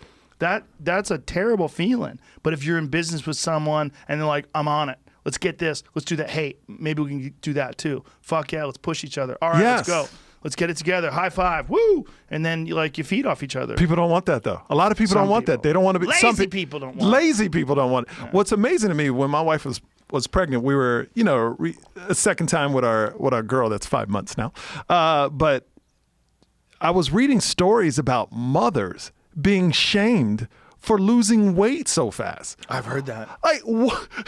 Because other fatos get mad. If you're not big, now you're shaming people for being skinny. Yeah. Like literally, people will get in shape after 2 months, 3 months after working out. Mm-hmm. And they're like, well, you're not spending any time with your kids since you're in shape now. You've been working out, showing all these videos. It's like, that's an hour a day. Yeah. Your kid sleeps 18 hours a day when they're first born. Yeah. You're taking an hour for yourself and women get shamed for losing. I'm like, now this is ridiculous. We're just shaming people for no reason. Well, it's just a bunch of people talking. And the problem is it used to be you had to be around those people to hear it. Yeah. Now, those dumb fucks, they put it on Facebook and the whole world can read it. And then other fat fucks chime in too. Yeah, I agree. There's nothing wrong with it. And if her husband's complaining, she should get rid of him. Just stuffing their fat face with cake while they're writing it, while they're typing it. I don't understand why. I just it's don't fun understand. to be mean towards lazy people too. When you say things like that, it's fun. Like Because right there, lazy- I enjoyed that. Yeah, lazy people know they're lazy too. Yeah. And that's what's great about it. Well, Like when you they're coming up with excuses for why you're wrong. guess what? This whole segment right now about the lazy, Yes. people are really mad that are lazy. Only lazy people. Only lazy people. Jocko approves this. what Oh, we're just David saying. Goggins is like, Approves. that's what I'm talking Cam about. Haines approves. All those people approve. Look, I have my friend Cam Haines. That fucking dude works a full-time job. He works for the Department of Water and Power in Oregon. He gets up every morning. He doesn't have a day where he doesn't run 16 miles. Every day he's running 10 miles. Oftentimes we'll run a marathon a day. He runs ultra marathons. He runs these fucking 240-mile races. They take 3 days. Works a full-time job. Also, one of the best bow hunters in the world.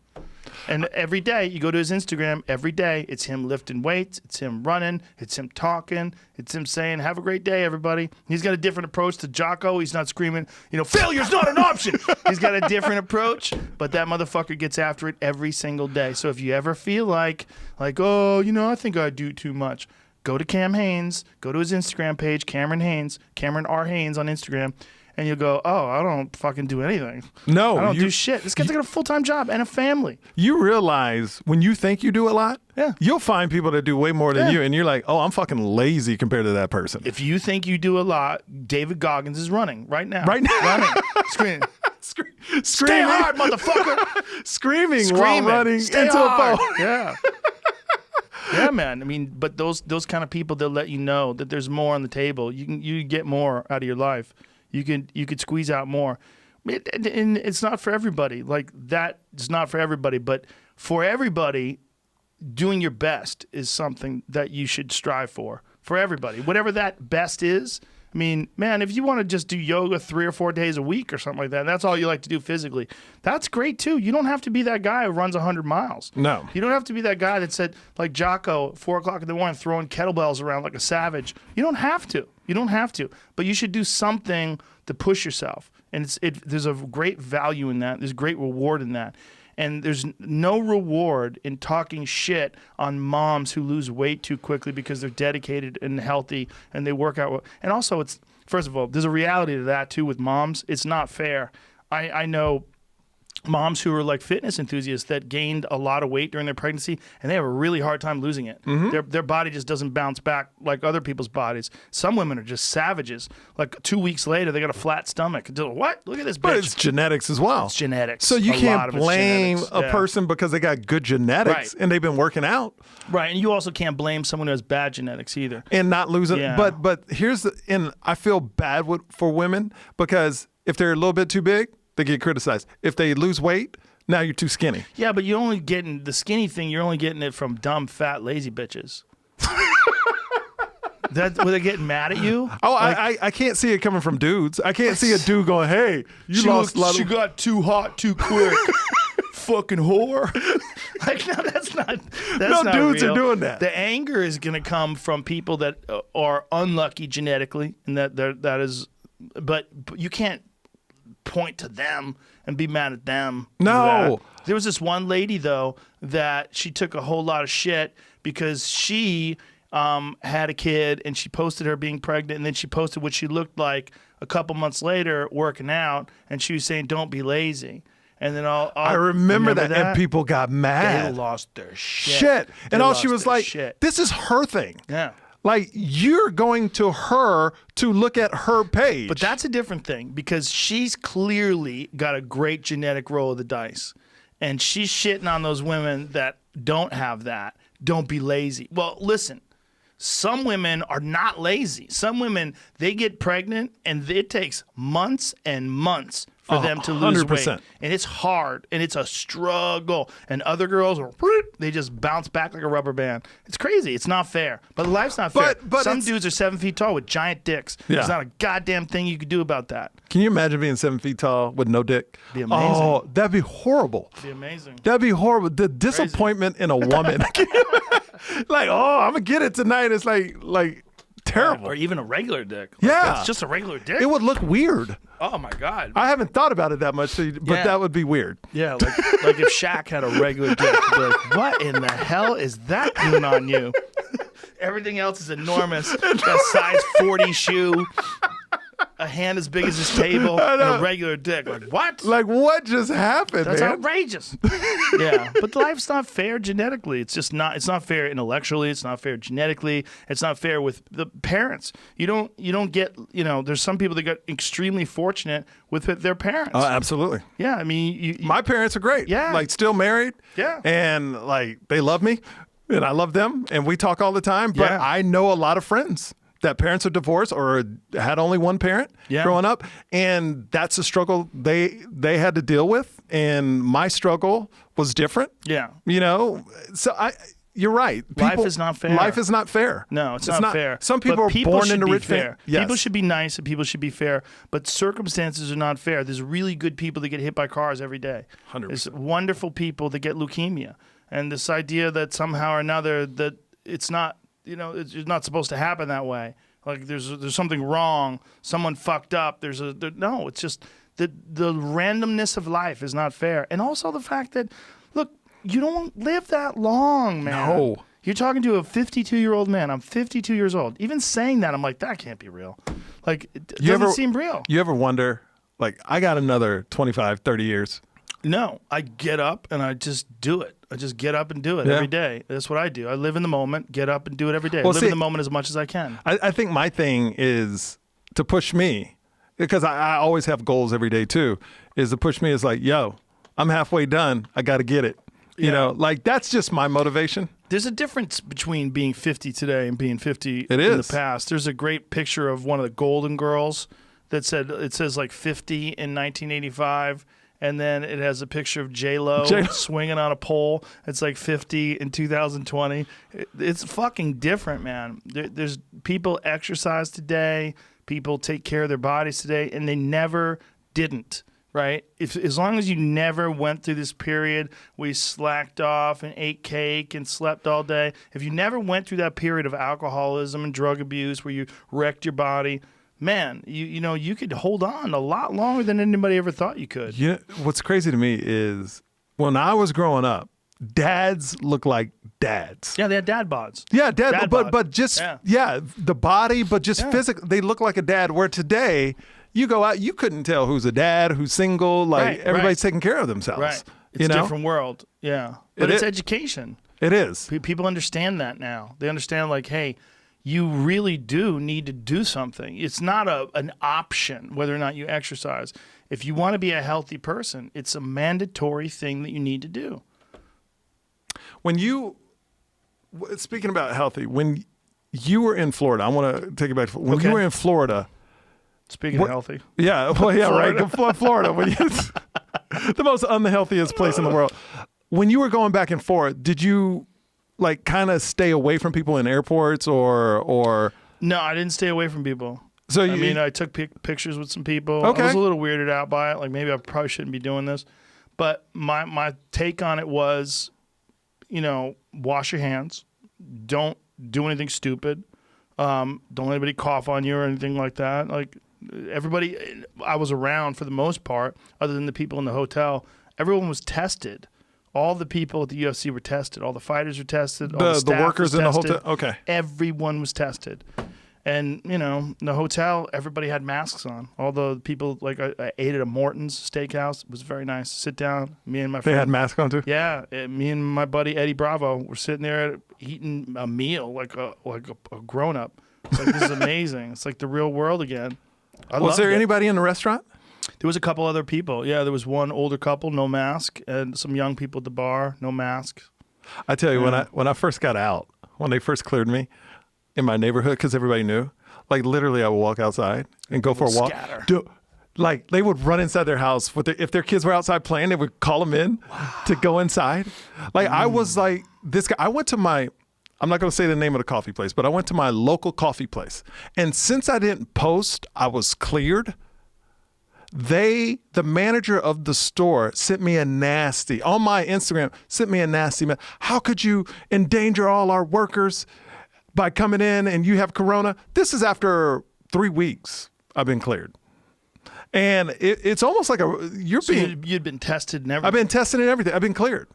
And it's a thing. I got tested. The manager said that? The manager reached out to me personally on my Instagram. Did you respond to them? Yeah, I called their district manager and goes, this is prejudice. Like I've been cleared for 3 weeks. And I have a manager just because I didn't post that I was cleared on Instagram. It's also shitty. It's very shitty. Shitty way to approach someone who almost died. Yeah. And I was so angry and they were scared I was going to sue. And I just said. They send you free coffee?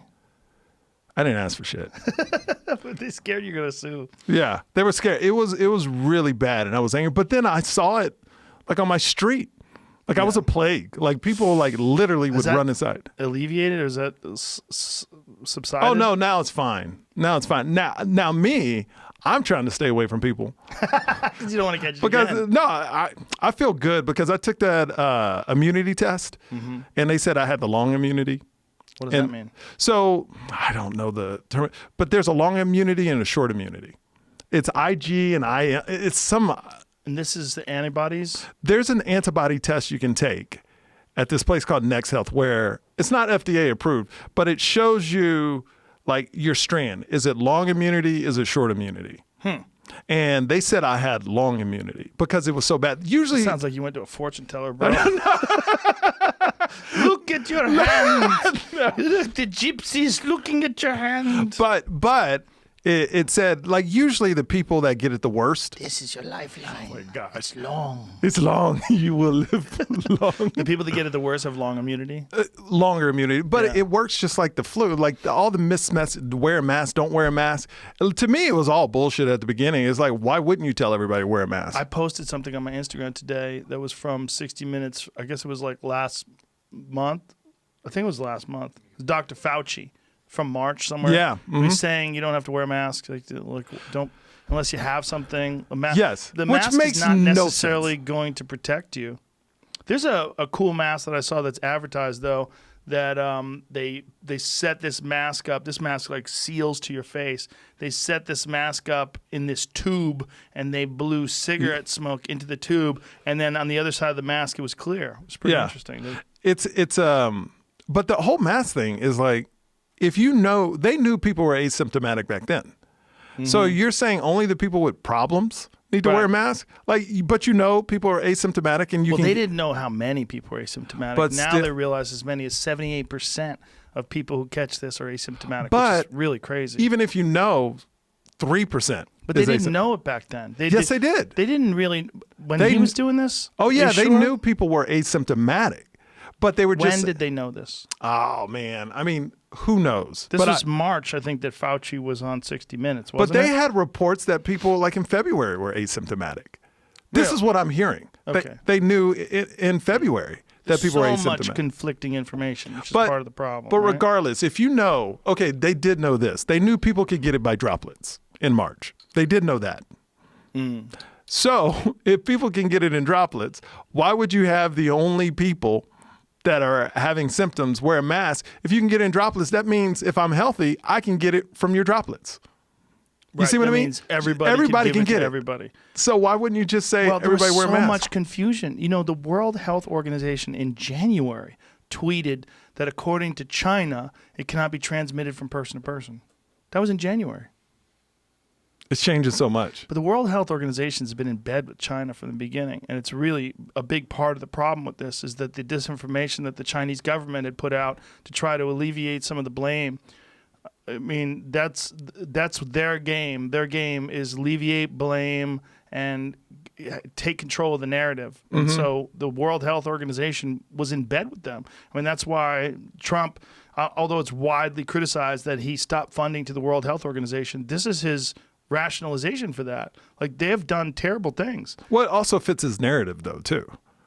But it's true, regardless of whether or not it fits his narrative. It is true. And it fits his narrative. If it didn't fit his narrative, he wouldn't have took the money away. The narrative of the World Health Organization? Yes, it's their fault that That's the we're World in. Health Organization's fault. It's Yeah. their fault that we're in this, even though we knew about it before it got here. We did know about it before it got there, but the World Health Organization did say that in January. 100%. Yeah. Have you seen the tweet? Because it's pretty crazy when you read it today. It's like, wow. Like, this is just a few months ago. Yeah. And this is four and a half months ago that they said this, and then you're looking at it, you're like, holy Christ. I mean, my thing is just going back to March 6th, 11 deaths. In just this short amount of time, over 80,000. Montana only has one. We need to go to Montana. I know, that's what I'm saying. I'm all up in. I'm all up in They Montana. just opened up the restaurants again. Do you, if you had to guess, when, I mean, you do like arenas, but for normal comedians like me that do like clubs, when do you think? Well, I do by the end of clubs this- too. I'm hoping. okay. I'm hoping we could do clubs soon. I mean, I'm really hoping we can get things going in California again. But Bill Maher had a great rant about it. It was really good stuff. If you go to Eddie Bravo's Instagram, well, we can't play it anyway. But Bill Maher had a really good rant that the key to this is not going to be stay at home forever. No, This is not. it's not. It's not how the immune system works. The key is having a healthy body, and this idea that your body doesn't know what to do with this, your immune system has never experienced that. Your immune system, if it's functioning correctly, it will fight this off. Your situation shows that your immune system was dragged down.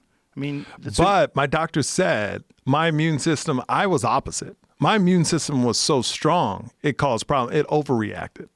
well, this was the reason why they think hydroxychloroquine works, right? Because it stops that cytokine storm that happens from your immune system overreacting. Is that the case? That's what they said at the time. I don't know. Like, I don't.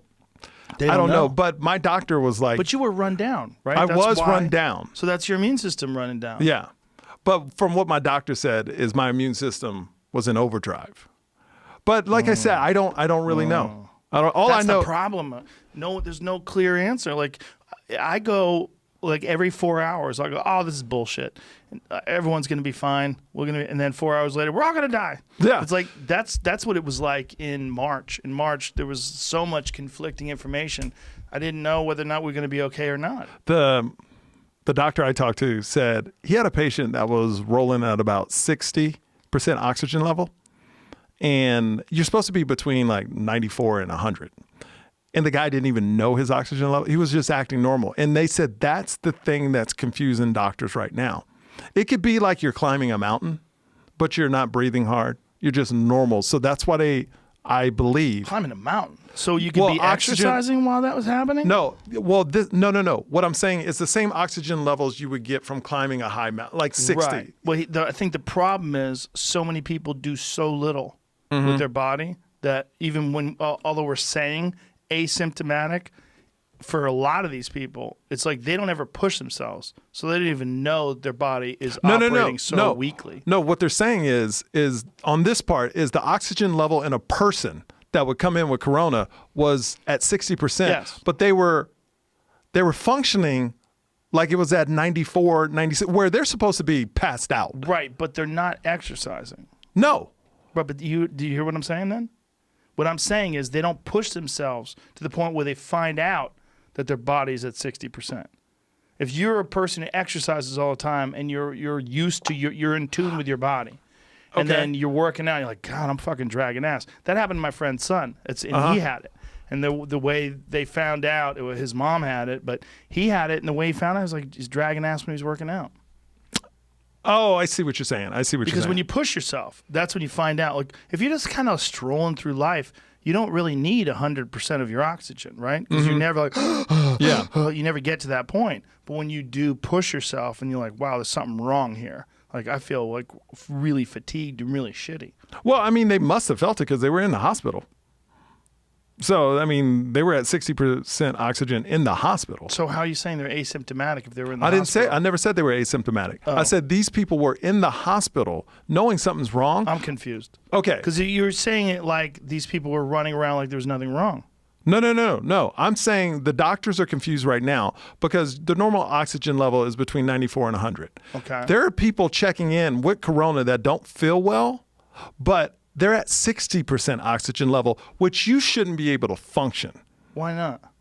I don't know the technical, but this is what the doctor's saying, where you could look it up, but you shouldn't be able to function. But they're texting, they're acting like nothing's wrong, but they're sick. I think there's so many people that are so used to feeling like shit. I don't know. Like man. something comes along but and that makes them level feel is extra so shitty. But that level is so low. Like they said, they should be not even moving. Yeah, I was reading something about that as well. That these people. But should I'm be not a gasping. doctor, so I don't know how to explain it right. But that's what's confusing to them right now. And then you hear the kid thing now. The kids are getting a certain form of it. Like 85 kids in New York. It's crazy. 85 kids. 85 kids. I mean, it's a small number, but What are they getting? it's attached to coronavirus. It's inflammation inside, and it's not. Like I said, I'm not a doctor, but I just read about it today. I like how you have to keep saying I'm not a doctor. I do, because people will take your shit so seriously. Like, well, he went through corona. He must know everything about it. No, I know I nothing. like how you gave it a southern accent right there. I know, I did. I do that too. Why is that? A lot of them are really dumb. Do you know what that came from? Do you know what that's from? Honestly, hookworm. Hookworm. Yeah, it's really crazy. The stereotype of the lazy, mouth-breathing Southerner came from massive amounts of people that were infected with parasites. And these parasites were extremely common, particularly when people walk around barefoot. And they would get these worms. And these worms would get into their system, and one of the side effects of these worms was a decreased brain function. So that's a real stereotype that came from a real thing. So Wow. pull up a hookworm in the South and then stereotypes.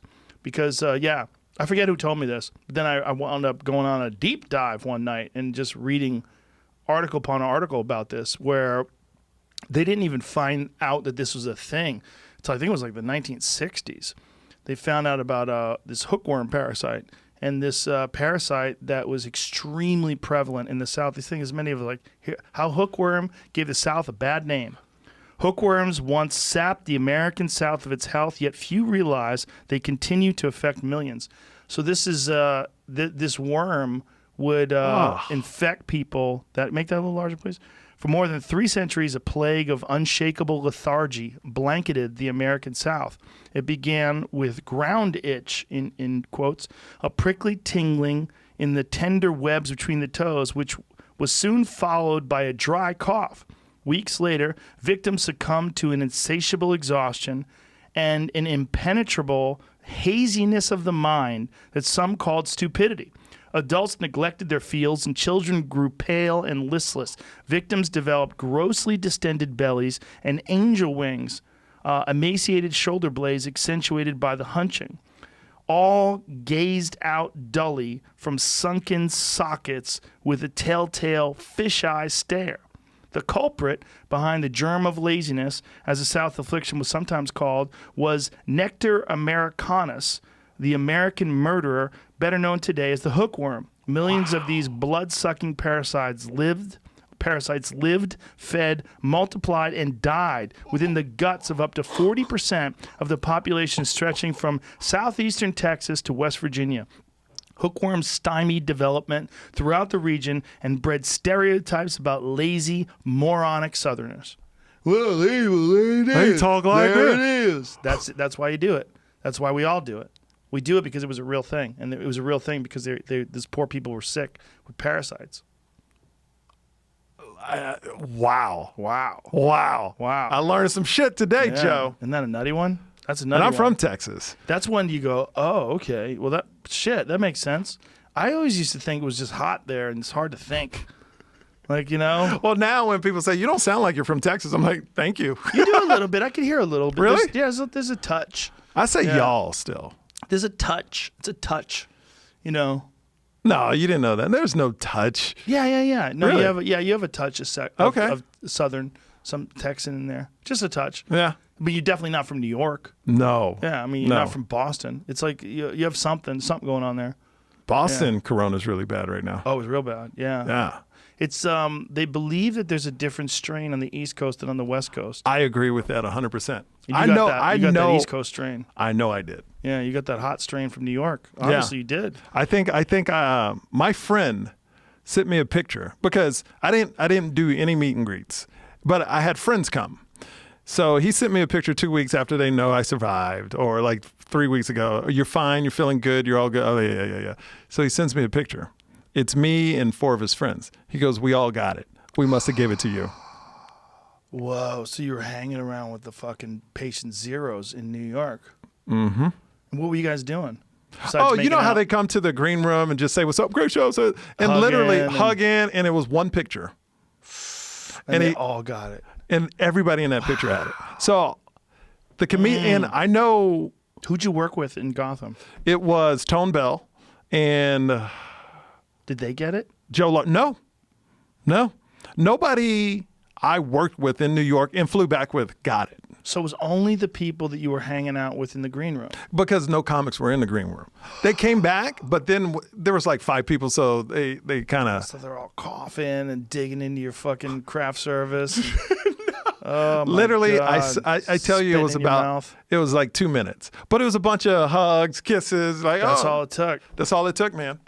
And he sent me the picture. He says, "Now that we know you well," he said, And how did those people do? Did they survive it? No problem. all of them survived. One girl got sick for like 2 weeks, but it wasn't bad. Not like not like you got it worse than anybody. I haven't heard of any comics like that I know have gotten it. No, I haven't either. You know? I really think it had to do with you being so run down. Yeah. I mean, it's the only thing that makes sense because I know, man, me personally, I am a different human being when I travel too much. I just get wrecked. Yeah. You just get wrecked. Like my brain's foggy. Like my kids ask me questions, I don't have the answers. I don't have the will to do things. Like I'm a different person when I travel too much. Yeah. It's a thing where after I beat this thing, it's that road to recovery. Like, now it's trying to get stronger, I have my energy still, but it's just, when your body's just not right. Yeah, It's I just do. like, it's trying to catch up, and I just feel like I'm that dude just trying to catch up. Are now. you a regular taker of vitamins? Yes. Were you Yes. before this? I wouldn't say like I'm a great vitamin taker even today because I hear so much about I don't know if somebody said this is what you need to take, then I would take it. But I hear different things. Oh, take Catalin, take zinc, take this, take that. What's Catalin?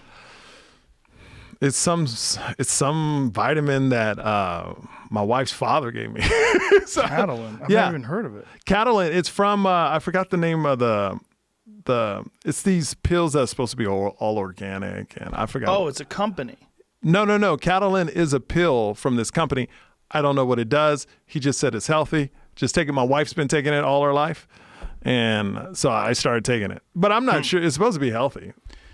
I take every day. I take 4,000 milligrams of vitamin C. I take 5,000 IUs of vitamin D. I take a bunch of other shit, fish oil. I take glutathione. I don't fuck around, man. Yeah. Especially when this started happening, I bore down, seriously. Like, I feel like if somebody gave me, this is what you need to take in a day, I would take it. Right now, I just don't have that person to say, hey, here's the list. Well, Dr. Rhonda Patrick will be on this week, and when she's on this week, I'm going to put something out. Oh, where please. She talks about it. I'll put it up on my Instagram. No, I would love Let that. people Because know what you should do to strengthen your immune system. Do you have a sauna in your house? No. You should get a sauna. Yeah, I used to go to a sauna place, but obviously they're closed. But those are funk, great. If you go to one of them public ones, what kind of funk is going? I know a guy who actually thinks he got it in a sauna. He went in a sauna and he's like, that seems to me where I got it. I think there was a guy who was Really? coughing in a sauna. Yeah. Ugh. Well, no, these were. No, but the place I went to, it's your own booth, but they clean it really good. Your own booth. Yeah, it's these little hot boxes. Is that an infrared one though? Yeah, infrared. Yeah. I don't know if that's really the way to go. Laird Hamilton seems to think that it isn't, and I listen to him a lot when it comes to these sort of things because he does a lot of sauna work and breath work and things like that. And he said he developed some real skin issues from infrared saunas. The studies that were done, is it Norway that did those studies on sauna use? They did studies that showed a 40% decrease of all-cause mortality for people who regularly use the sauna, using the sauna 4 to 5 days a week. They showed a 40%, so 4 to 5 days a week, I think it was 160-degree temperature for 20 minutes. And they showed a 40% decrease of all-cause mortality, cancer, stroke, heart attack, everything, all the different things, because of the body's production of heat shock proteins from regular sauna use. So I have not skipped a day, not one day of a sauna since this happened. I'm very lucky that I have one in my house and I have one here at the studio. So I've been doing it every fucking day. And I've talked some friends into getting ones where they didn't have room for it in their house, but they Costco sells them. You can get a fucking outdoor sauna, a barrel sauna, like $1,000. I'm like, think of all the shit you spend money on. And if you can afford this, please get one, because I think it's massively contributed to my health, and also like alleviation of aches and pains. I just feel good. I get it every fucking day, man. Every day. When I was on my routine, I loved it. Yeah, loved it. But then everything shut down, and I'm like, okay, maybe that's an investment. Do you have room in your yard? Oh yeah, yeah. Get one of them barrel saunas, bro. Yeah. Definitely gonna do that. Yeah, I get in the sauna. I do 25 minutes at 180 degrees, and then I jump in the pool. And I do laps. That's how I end it. That's how I cool off. I speaking about health, after this is over, I was talking to my doctor. I want to go back in, because we're saying it could be my immune, but this has really opened my eye. Maybe I do have something underlying. It makes me want to see, okay, what could have caused it besides my immune? If there is something, like this is the first time I really want to get checked out. But have you been a guy who gets colds on a regular basis? No. How often do you get This sick? is my first time in a hospital, besides the concussion. Really? Yeah. So no, I get one cold a year in December, about December 14th, every single year. That's just the time it comes. So do you start thinking around December 10th? Yeah. Oh fuck, here it comes. 100%. I know it's coming. Maybe mind fuck yourself. Maybe so. But my wife knows it's coming. She's go, oh, it's about your time. And I get it. Jesus, that's like a period. Every yearly period. That's weird. Yeah. So it's a thing where I just feel like, I get that one cold. But when I went to the doctor, now I'm like, okay, let me investigate and get a full checkup from the dude that saved my life, like everything, to see if there's any underlying. Let me know. I'm very curious. I have to think it's the travel. I mean, especially listening to that schedule. Flying to New York, doing all those shows, flying back. And, of course, every time you fly, you're tired. Yeah. Always. You have to get up in the morning, get to flight, then fly back, and the time zone's all fucked up. And the fact that you went immediately to Vegas and drove 4 and back in the same day. Yeah. Oh. And then this was at the time where people didn't even wear masks in the plane. Of course. I wore one because my wife made me. But it didn't help. Well, it sounds like we know exactly where you got it. Yeah, it was New York. I got it. And those guys that you were with. Yeah, sounds like so a mask, I didn't have a mask when I met my friends. Or maybe you gave it to them. No, I don't think so. Oh, you're going to blame them. Yeah. I am 100%. I know I didn't have it. This is why I know I didn't have it, is because the two comics didn't get it, and Right. they were with me there, and then one flew back with me. And the only time they weren't around me, and this was the last show of the whole weekend. So I didn't see those comics the day after. So I know I got it from them because the other comics didn't get it. Well, my friend Sturgill got it when he was traveling in Europe. Then when he came home, he was with his wife and kids. No one got it, just him. See, I bet you if he tested his They wife did. for They antibiotics. did. They all tested. They didn't have it. At the same time they tested? Everyone tested. Huh. Because my wife thinks she got it. We got the antibody test, so we're waiting to see. Oh, she thinks she has the antibodies. Wait Well- a minute. Why didn't the antibody test? Why didn't it? It's supposed to take like 15 minutes. Oh, we're not Joe Rogan. We got the one where you got to go in and it takes 2 days. But the swab, the nose swab or the finger prick? No, they draw your blood. Oh, okay. It's the Okay. it's the FDA one, I guess. Okay. So now that's available like at some place down the street from our house. Mm-hmm. So she went to go get it. It's just we couldn't find time because the kids, love her around, and So when is it? we get the results tomorrow. Oh, okay. But I've taken 2 corona tests. I took one before I came here, like Bro, 3 if days your ago. wife just brushed it off, you're never going to hear the end of it. I think she did. She said, "Oh yeah, I had a fever for a day," and the kids had one for half a day. I'm like, but I think I got that. I know I got that strand from New York, and it hit me hard, man. Dude, I think it's travel. I really do. I'm talking to all my comedian friends. Everybody that I've had here that hasn't been traveling, like, dude, I have never felt better in my life. I feel great because we're not traveling every weekend. Yeah, I and think then that shit's terrible. I think it's like drinking every weekend. I really think it's similar. I think it's like you're beating yourself up. and also I'm the guy that will do the show, leave the club at 1, and then get on the 6 a.m. and Yep. fly. And that's what I did too. Well, I did Wendy Williams, so I flew out that night. But usually the 2 weeks before that, I do the late show, fly out, first flight out, because I want to be with my family. I did the exact same thing. And That's what I did in Florida. And then literally you're laying around all day going, what the fuck did I do to myself? Right. And you feel horrible the whole day. Exactly. You can't even function. Exactly. Where I think I'm on that new pattern when comedy picks up again. It's like, I'm going to take the 3 or 4 o'clock out. I'm going to take my time leaving. Yeah. Because I'm worn out. And you don't recover till Monday or Tuesday sometimes when you do like 4 shows or whatever. Yep. When you Yeah. travel. Yeah, I mean, if you can get that IV vitamin drip too, man, that's a big one. I learned that trick from Chappelle. When I did gigs with him, we we would be out late, and then the next day he's got a nurse that comes to the hotel. We're all sitting around talking shit with IVs. Like there was a tree, like the bag was like branches of the tree. It was like Donnell's on one branch, I'm on another branch, and we're all getting IV vitamin drips in the hotel room. Like this is so weird, but it's so effective. After you get it, you're like, fuck, I feel amazing. Is that what got you into them? Yes. Oh, yes. wow. Okay. Yeah, and then a few of my friends get into it. They do vitamin drips. I've heard about it before, but I never do 'em. did it. Yeah, I'm all for it. Jamie and I do it every week. We do it every Wednesday. We have a nurse comes in here and they give us an NAD drip and an IV vitamin drip. Wait, is the NAD is what we talked about last time? NAD is that shit that lengthens your telomeres. Yeah. How Yeah. does that make you feel any Feel different? great. I'm 100% in belief that it's made a big difference. You feel the same? Yeah.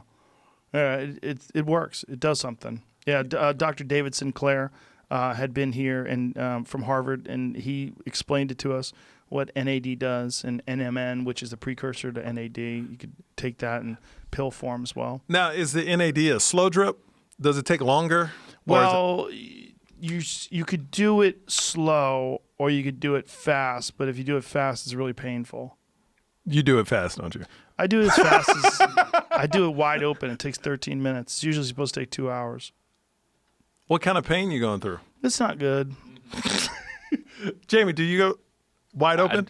Not wide, but I've been doing it in like 35, 40 minutes. It's uncomfortable. What does it feel like?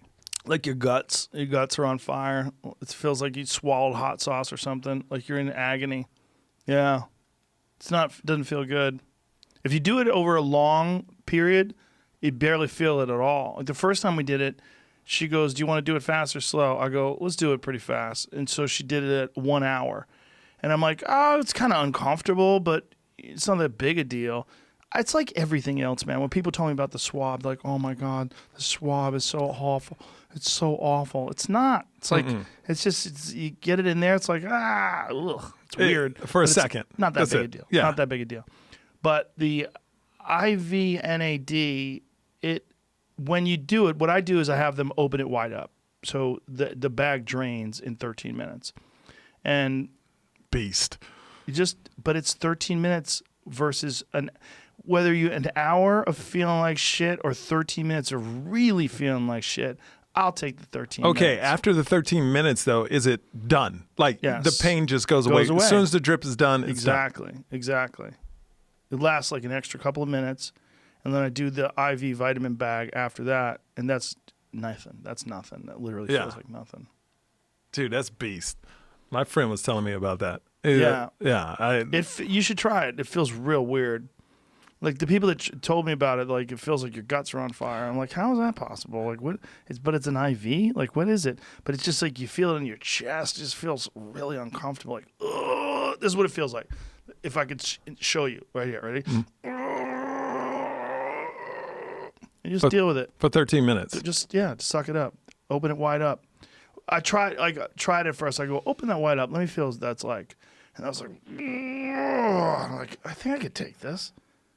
Let's And just try it. is it instant? Like as soon as they open it up, you felt that? Oh yeah, right away. Because the drip's going like this. It's just flowing into your veins. Yeah. No, I would be you. I would be the hour and a half, dude. I can't. I'm not. Interesting. No. Well, no. When stuff goes in me, Yeah. I'm scared. I hear David Goggins going, "Stay hard, motherfucker!" Right. Don't be Stay a pussy. hard. Don't be a pussy. Open it up. Open it up. It's not. I would rather go through 13. I always mock Jamie, but Jamie goes pretty fast. Yeah, okay. So it's my explanation of it is it's like a little exponentially it goes up. That 25, 30-minute range sucks, but any faster than that, it sucks hard. Like I started feeling it in my fingers. It's a big suck. It was like it sucked.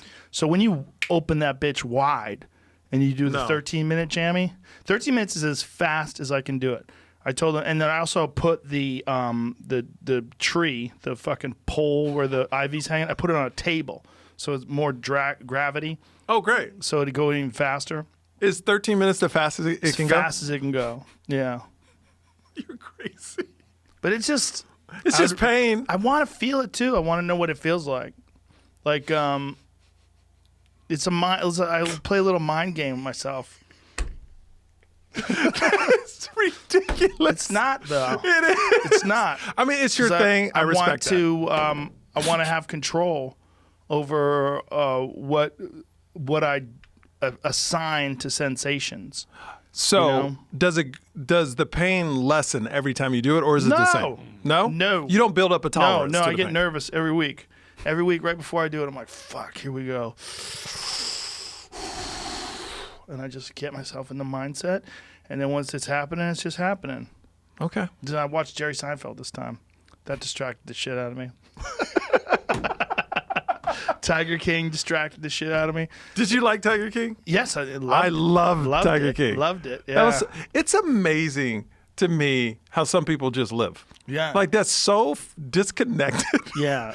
There's a certain special type of person that is like really into those goddamn big cats too.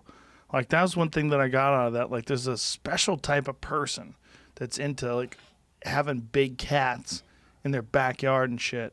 Have you ever messed with a cat? No. Oh yeah. No, the little cat that I had, it's a little fucking baby cat. I was scared as fuck of that thing. I told you how I corralled that thing, threw a blanket over it or whatever it was. Yeah, bathrobe. I just find when you give certain people lots of land, they'll do crazy shit to it. Yeah, because you have ATV tracks and shit, gun range. Yeah. My friend has this ranch in Austin, Texas, in the middle of nowhere, and he always asks me to go. But they got guns. They blow up cars. They use That dynamite. sounds very Texan. It's so Texas. They ride horses, and I'm like, no, because I can see myself, and I'm a worry rat. I can see myself going there and getting shot on accident. Like they're that dude. They drink. Oh. They shoot guns. They drink and then shoot They're guns? blowing up cars when they're drunk. Like that's them. He has a lot of money, so Yeah, he's gonna die. he just gets used cars. No Puts one's them going out. to feel bad if he dies that way. Hey, he's a They're good gonna go, friend. Oh, Well, man. He parties hard. If you drink and shoot guns and something goes wrong, people are like, well, what'd you think was going to happen? Yeah, he has a helicopter. So Helicopter? What does this guy do for a living? I don't want to say, but You don't want to say. well, now he's in oil business. Oh, there you go, Texas. So like I just see them in a copter drinking. Like this is on. He sends me the video, and then shooting a car and it blows up. From a helicopter. Oh, my God. Texas is a special place. It is. That's real freedom. They don't give a fuck down there. No, they don't. Like Austin, Texas, where my friend Adam lives, Adam Curry, he's already eaten at restaurants. He sent me, this was like before I went to Florida, he sent me a message, said he went to a restaurant, they didn't wear a mask, everybody's eating normal. Like, isn't it crazy how quickly that went away? Oh yeah. Well, I think people now are just accepting people are going to die. Like if the president just came out and said, "Look, a lot of people are going to die, but to us to get back, we need to go out." So it's almost like herd immunity. Yeah, but if you say something like that, people are going to go crazy. Like, how callous are you to say it? You can't say it that way. They won't go crazy. You know why? Because right now in America, it's so divided where no matter what Trump says, liberals are going to go nuts.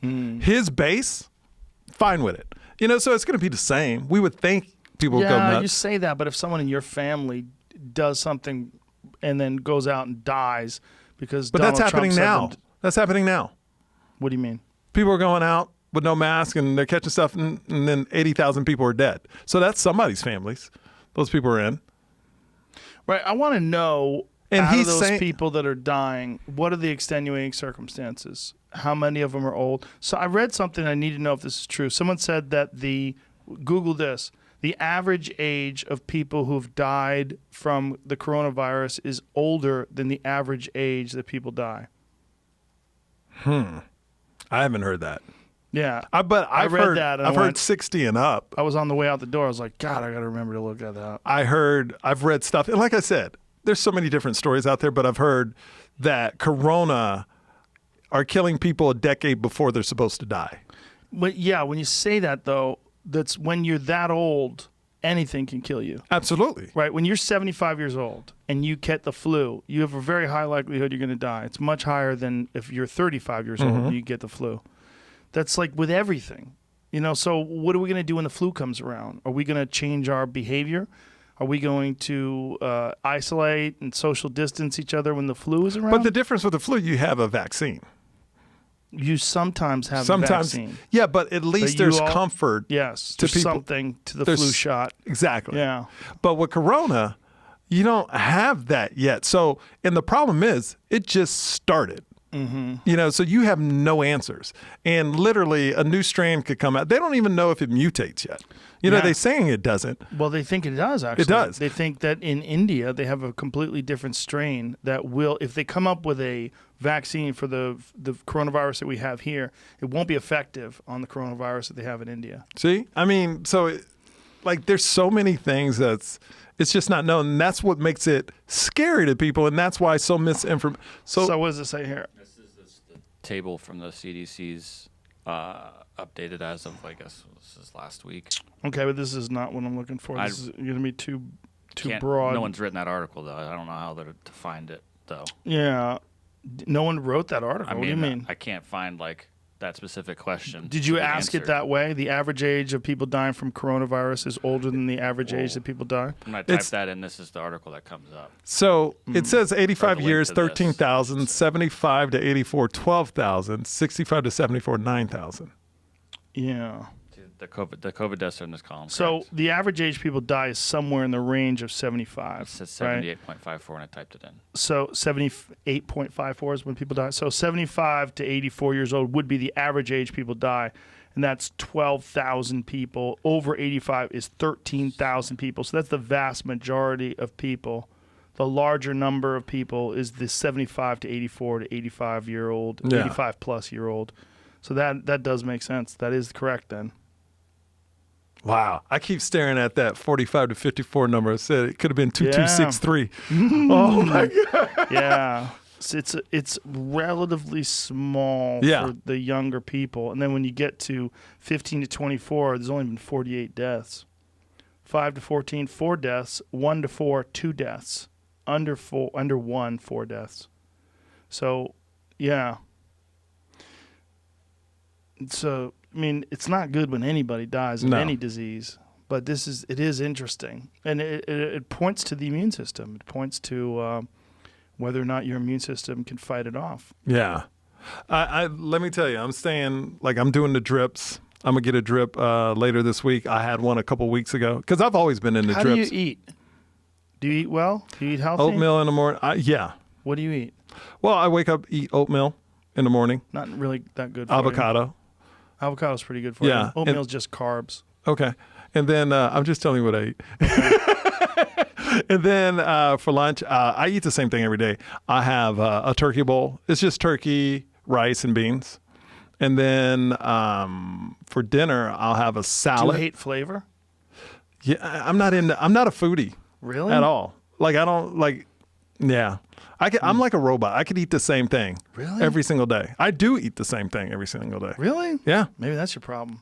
Eating the same thing? Boring ass bullshit food. And then I eat a salad at night with like fish or chicken or something like that.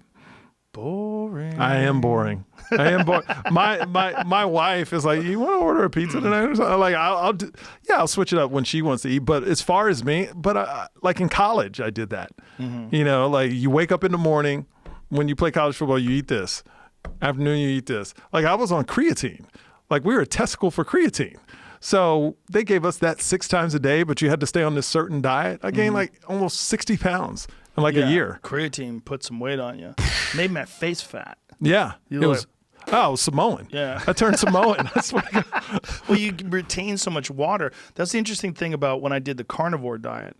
I wound up losing, I think, somewhere around 13 pounds in a month. And I got ripped. I got really shredded. But also your muscles get smaller. Like everything got smaller. My face got smaller. Everything got smaller because your body's retaining less water because you don't have glucose in your system. You don't have as much glycogen. It's different. You're not eating carbohydrate. I wasn't eating any carbohydrates. Okay, so since I'm starting with oatmeal, what should I be starting with? I mean, there's nothing wrong with oatmeal. I mean, oatmeal's fine. Oh, you just shit on my oatmeal. There's not a lot of nutrients in it. Yeah. It's okay. It's good carbohydrates. You know? Oatmeals with blueberries is a good way to get started. When do you like to work out? Do you work out in the morning? As soon as I wake up. As soon as you wake up. I drink. So you eat first and then work out? No, I drink 3 cups of water. Work out. 3 cups of water. Then I have a little shake with that layered stuff. The superfood. So I have that, and then I work out. Well, that's good. Yeah. That's not bad. Yeah. I mean, it's a little something, something. I've done both. I do fasted exercise. So I'll not eat for 16 hours, and then I get up in the morning, and I'll either run or I'll do yoga, or on a crazy day, I'll do both. I'll run with the dog for an hour, and then I'll go and do a yoga class for an hour and a half. No food. But I'm pretty wrecked by the time the yoga class is over. Yeah, I sometimes do the fast thing too, and I'll run and then I'll go work out, and I feel great. But if you get through it, you feel so good, and you feel like you did something. Yeah, you did something. Like you really overcame did something. The struggle. The struggle's real. What I like is fruit before I work out. It seems like like today I had some bananas and then I did some kickboxing. I feel like there's something about fruit where it's not heavy. It's not gonna fuck with my like if I'm working out really hard and I'm digesting food, it feels like shit. Yeah. It feels terrible. But for me, oranges, apples, fruit, some blueberries, that's nice. It gives me just a little bit of sugar, a little bit of just to get me going. I'll drink some coffee and then I can get a good workout in. And it's just enough fuel to power me through a workout. I've tried both ways. I definitely could work out harder when I have some fuel. I was watching TV. This happened a couple of weeks ago, and I started laughing because all that popped into my head was you when they released the footage of those UFOs. I'm like, Joe Rogan is going to talk about this the next day. I'm so happy. I love it. But wasn't that released like a year ago? Well, it was leaked. But then leaked. the Pentagon finally, look, in the middle of the pandemic, what a great time to just admit there's UFOs. Because one of the things that I said on my Instagram, I was like, in any other time in history, if the government came out and said there are flying saucers that defy our understanding of propulsion and physics, the world would go crazy. But in 2020, people are like nothing. Has anybody seen those pilots? Well, I've had one of them on here. Oh, so he's a believer. Dr. Commander David Fravor. I had him on the podcast, and he was explaining the whole thing to me, like his experience off the coast of San Diego, running into one of these things. I mean, there's people that are debunkers, but they need to understand this is not just visual. They had very specific, like actual real data, including radar. They track these things. They use sophisticated military tracking. These are real objects. This is not like there's a lot of dummies out there that want to debunk everything, and they're just as much of a religious person as someone who's a true believer. They're a true believer that everything can be explained. Well, not everything can be explained, and these things can't be explained. When they're explaining how these things traveled at these, like they went from like 6 feet off the ground to 60,000 feet in a matter of a couple of seconds. They fly in some way that these military aircraft pilots can't explain. They don't understand it, and they don't know what they are. Now, whether they're from another planet, that's never been proven. They might be interdimensional. They might be something from here. They might be some super sophisticated, top of the food chain, top secret stuff that they're exposing these people to just so they freak out and like, let's see if they can get an explanation for this. Let's launch these things and have them fly past people at these preposterous rates of speed and see what the reaction is. Do you think those type of secrets, if there are higher than the president? Do you think there's an organization that's above presidents? 100%. 100%. Here's why. Presidents come and go. They come every 4 years. We're going to trust some dipshit who wins a popularity contest. Trump's a perfect example of that. Here's a guy who's not even a politician, lifelong businessman who wins a popularity contest, gets to be in the most powerful office, most powerful position really the world's ever known. President of the United States, commander-in-chief of the greatest army this entire planet has ever seen. You're going to tell him? You're going to tell Trump? I mean, think of the great. He believes Obama's from Kenya. He believes a lot of people believe that. But look, you see those birth certificates. It's like, well, is this real? Who knows? And by the way, Obama's when he was in college, his publicist for his whatever book he was publishing or whatever, I forget what it was, but wrote down as in his bio, born in Kenya. So it wasn't just a couple of people. It was literally somebody who was working with Obama wrote down that he was born in Kenya. Does that mean he was born in Kenya? No, it doesn't. It might mean that the publicist thought it would be cool to say he was born in Kenya because it'd make, wow, this guy's gone so far. And look at him. Now he's at Harvard and he was born in Kenya. It makes for a better story. It makes for a better story. Yeah. So you have to take all the possibilities into consideration, But anyway, Trump was that was his thing. He was a birther, right? So he believes a lot of wacky shit.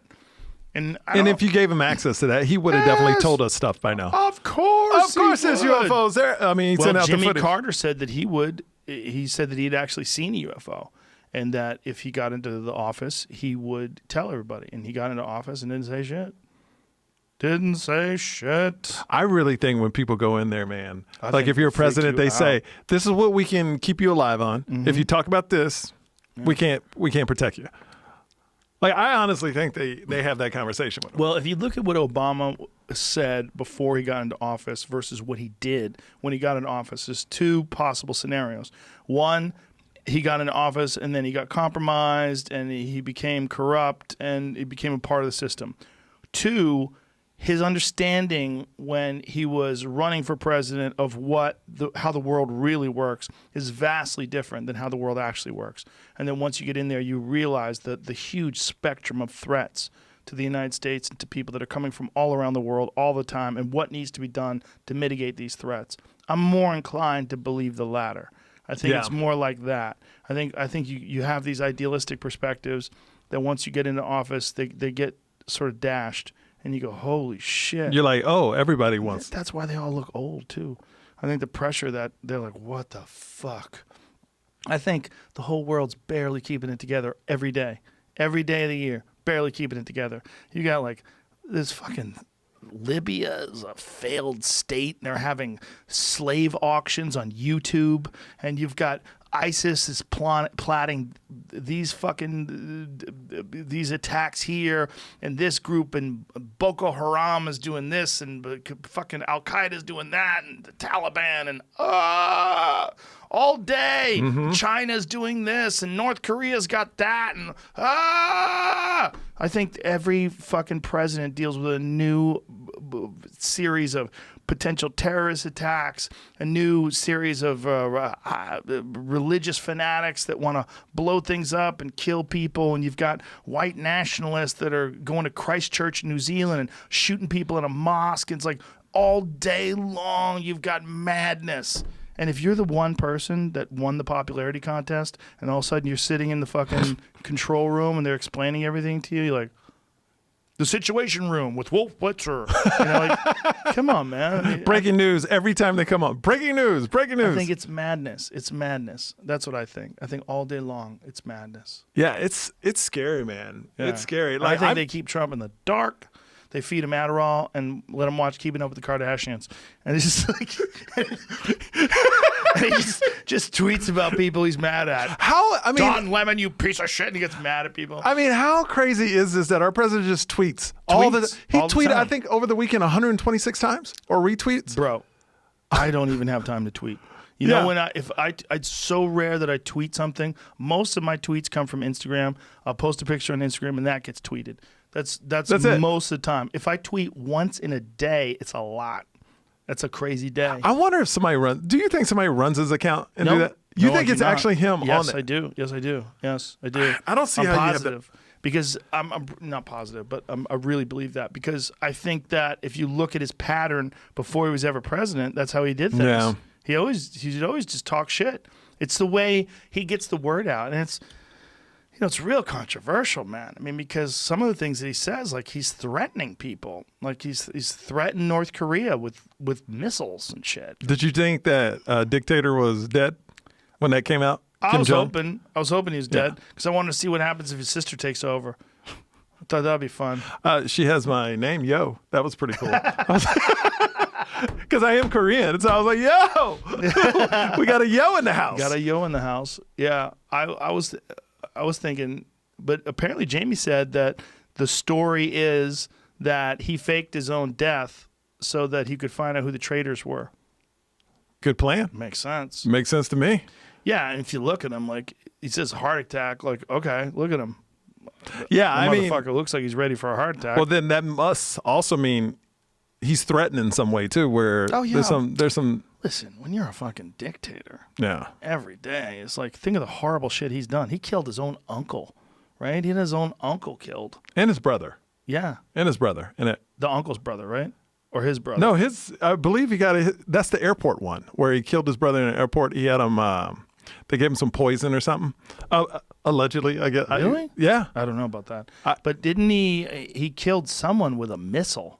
Oh, yeah. He blew him up. Yeah. I think it was his uncle. Yeah. He shot his uncle with a missile. Anyone that tied was... the dude to a pole and then fucking hid behind a rock. That's fucking crazy, man. like anyone, I guess, that could take power or in the realm of taking power, he got rid of them. Yeah. They said that, I don't know the numbers, but let's say 13 people were like his father's crew, like only 2 of them survived. The rest, the other 11 disappeared. Well, you got to think once he assumes power and people realize like this guy's just born into power, and there's probably a lot of people plotting against him, a lot of military people plotting against him. And that's a dark country where they all plot against each other and they all rat on each other. It's built into the system. You know, that they're all supposed to tattletale on each other. I just feel like, like this dude came in like a football coach. He's like, I'm firing everybody. I'm going to have my own team. And instead of firing people, he just killed them. I think that's what they do over there. Man, I don't know. But my mom, she's from South Korea. She's like, I always ask, is North Korea ever going to do something to South Korea? She's like, nah.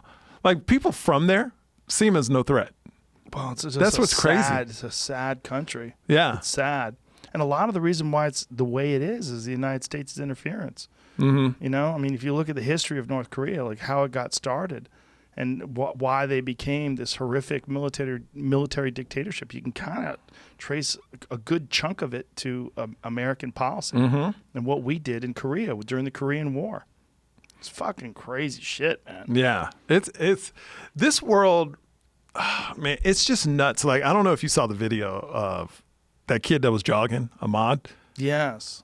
I mean, what is going on? Like, I'm not surprised. I can say I'm not surprised. Like, something It's would. horrific. It's horrific. See that guy in the back of the pickup truck with a shotgun. The other guy jumps out and he's trying to grab the shotgun from him. They shoot him. Like, what? My thing is, how do we have laws that say that you could chase somebody with guns? And here's the thing. If you notice in the video, the truck is in front of them. So they chased him, got in front of him. The guy that's running behind him, it's almost like Ahmad was trapped.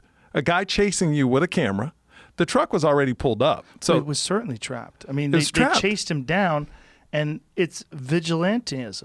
Even if he did something, I mean, I don't even know if he did anything. No, he They didn't. said he was just running, but no, there's actually photographs. There's videos of him walking into a house being built. Like, it's just wood Right, inside. right. He looked at it. What I told my wife. I would do that shit when I was a kid. Me too. I was Right. telling my wife, we just did that the other day. They're building a house, and we just, let's see where Yeah. this is. And then he jogs on. Right. Didn't steal anything, didn't have anything, just jogging. Now, how do we come to a point in our country where two men can chase him down with guns and then get in a fight with him and then say it was self-defense? Well, I think Georgia has some crazy laws in Citizens terms of arrest. citizens arrest, and also they have ties to law enforcement. Yes, the father was with the DEA. And then the prosecutor, the local prosecutor, wrote this letter that said basically he burglarized, the kid Ahmad burglarized something, which he didn't. And they had every right to pull him over. And when he didn't stop, they got in a fight. And so they had every right to kill him. So now the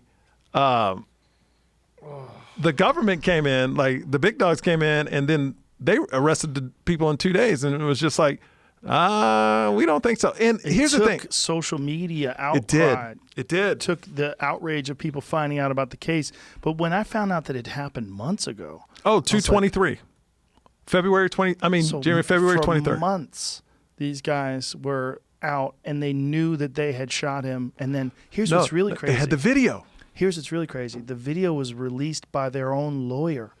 You know why? Because He thought it showed that the guy tried to take the gun away. Look, this is going to free you. I'm doing the Southern accent. Hey, I got an idea. We're going to release the video, and then everyone's going to know. that dude released the video, and this is what I heard. He released Thinking the that it helped his helped clients. him because the guy didn't stop when they tried to pull him over. Fuck. Imagine being a 25-year-old black man and two white guys in the back of a pickup truck with shotguns pull over and there's no one else around. Holy fuck. What was the kid supposed to do? Just stop and talk Right. to two men with guns? Exactly. It's and then I was listening to reports like before this video even came out. Here's what's crazy is the police had the video at the beginning and they still dismissed it. They had this at the beginning. They didn't release it. The lawyer released it, like you said. So they had it at the beginning. Crazy that the lawyer thought that was going to help his clients. You know what I think? And I don't know much about the person that shot it, but if I'm guessing, everybody's throwing out, I think he shot the video, whoever this guy was. It's almost like a hero video. Look at this. We caught a guy that burglarized. Like they felt like, this and then the guns start going off. And Yeah. like, holy fuck. yeah. Maybe. And then the Vigilantism is scary, man, because people just decide that they're right, and they decide that this is the person, and no due process, no trial, None. And you're pulling But- up with shotguns drawn, like cops don't even do that, man. They turn the lights on first, they pull you over, they start talking to you. They don't pull the gun out right away when you're just jogging. well, some cops do. I mean, it's Yeah. happened before. There's a lot of video of that too. Video right? of that too. So, but I do think, I mean, it's deep South. I mean, Hookworm territory. hookworm. It's racism. I think racism led it too. You know. Well, it's very likely. Yeah, it's At the very least, it has to be considered as one of the main components of this sort of interaction. Absolutely. I just feel that, anytime you bring up race, you'll have the audience that goes, oh, you got to bring up race. But this was a black guy that got shot by two white guys with shotguns. Let's take away race. Let's say the two guys shot a white guy that was jogging. It's still wrong. Yeah, it's still wrong. It's still wrong. Even if you take the potential racism out. Take it out. If you got a 25-year-old just kid who's out jogging, Yeah. and these guys pull up with shotguns and tell him to, hey, we want to talk to you. Like, fuck. Well, you've heard this. Some people don't even think racism is real. They're like, oh, there's no racism in America. Well, who says that? I mean, I've heard racist people. But anybody who doesn't believe it, well, it's like saying sexism isn't real. But they Well, don't of think course it's big as real. it is. Like you said something at the Comedy Store, and it may have been in one of your specials, where you were talking about something, and you said, that's only 4 people ago. Yeah, the United States, 1776. Yeah, that's only Yeah. 4 people ago. 3 people ago. 3 people in ago. fact. So if you think about that, right? 3 people ago, people own people. Own people. So Yeah. you were racist, and Yeah. then your kids were racist. Yeah. My dad is that third level, being black, had to go through racism. So we're still in it. It can't go away that fast. It takes a long time to go away when you've got the roots of it that's still deeply embedded in these cities, right? Like Yeah. places like Baltimore, where Georgia. they had those red lines where you weren't even allowed to sell a home to someone who was black in certain districts. Yeah. It was illegal. Man, my dad has a PhD in nuclear physics and went to a college where he couldn't even eat at restaurants on campus. And Where was that? he went to Oklahoma State You couldn't even eat at certain restaurants on campus. What year was this?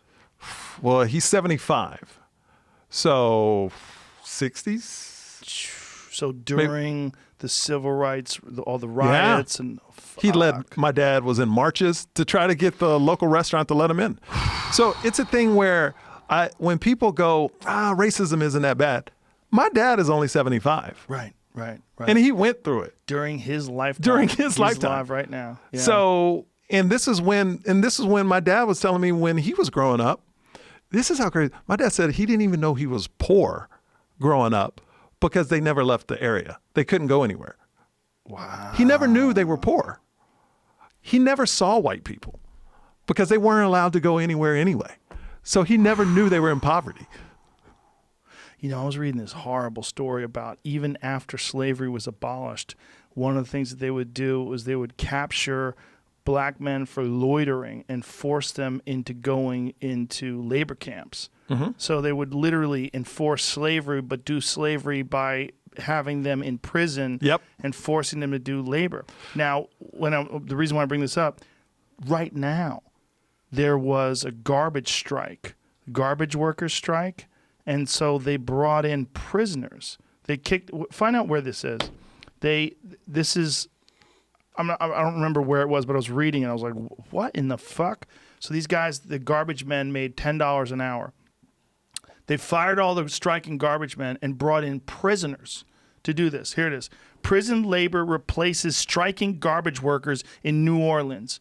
Stop and think about that. They said, you know what? You want more than $10 an hour? I got a better idea. We'll get people to do it for free. So they're essentially reigniting slavery in New Orleans when it comes to taking care of garbage. Yeah.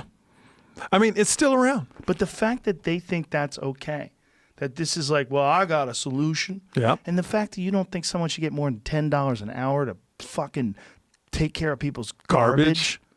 It's insane. It's insane. And bringing in literally slaves. Yeah. Well, they shouldn't have done that. They would be paid only 13% of what garbage makers.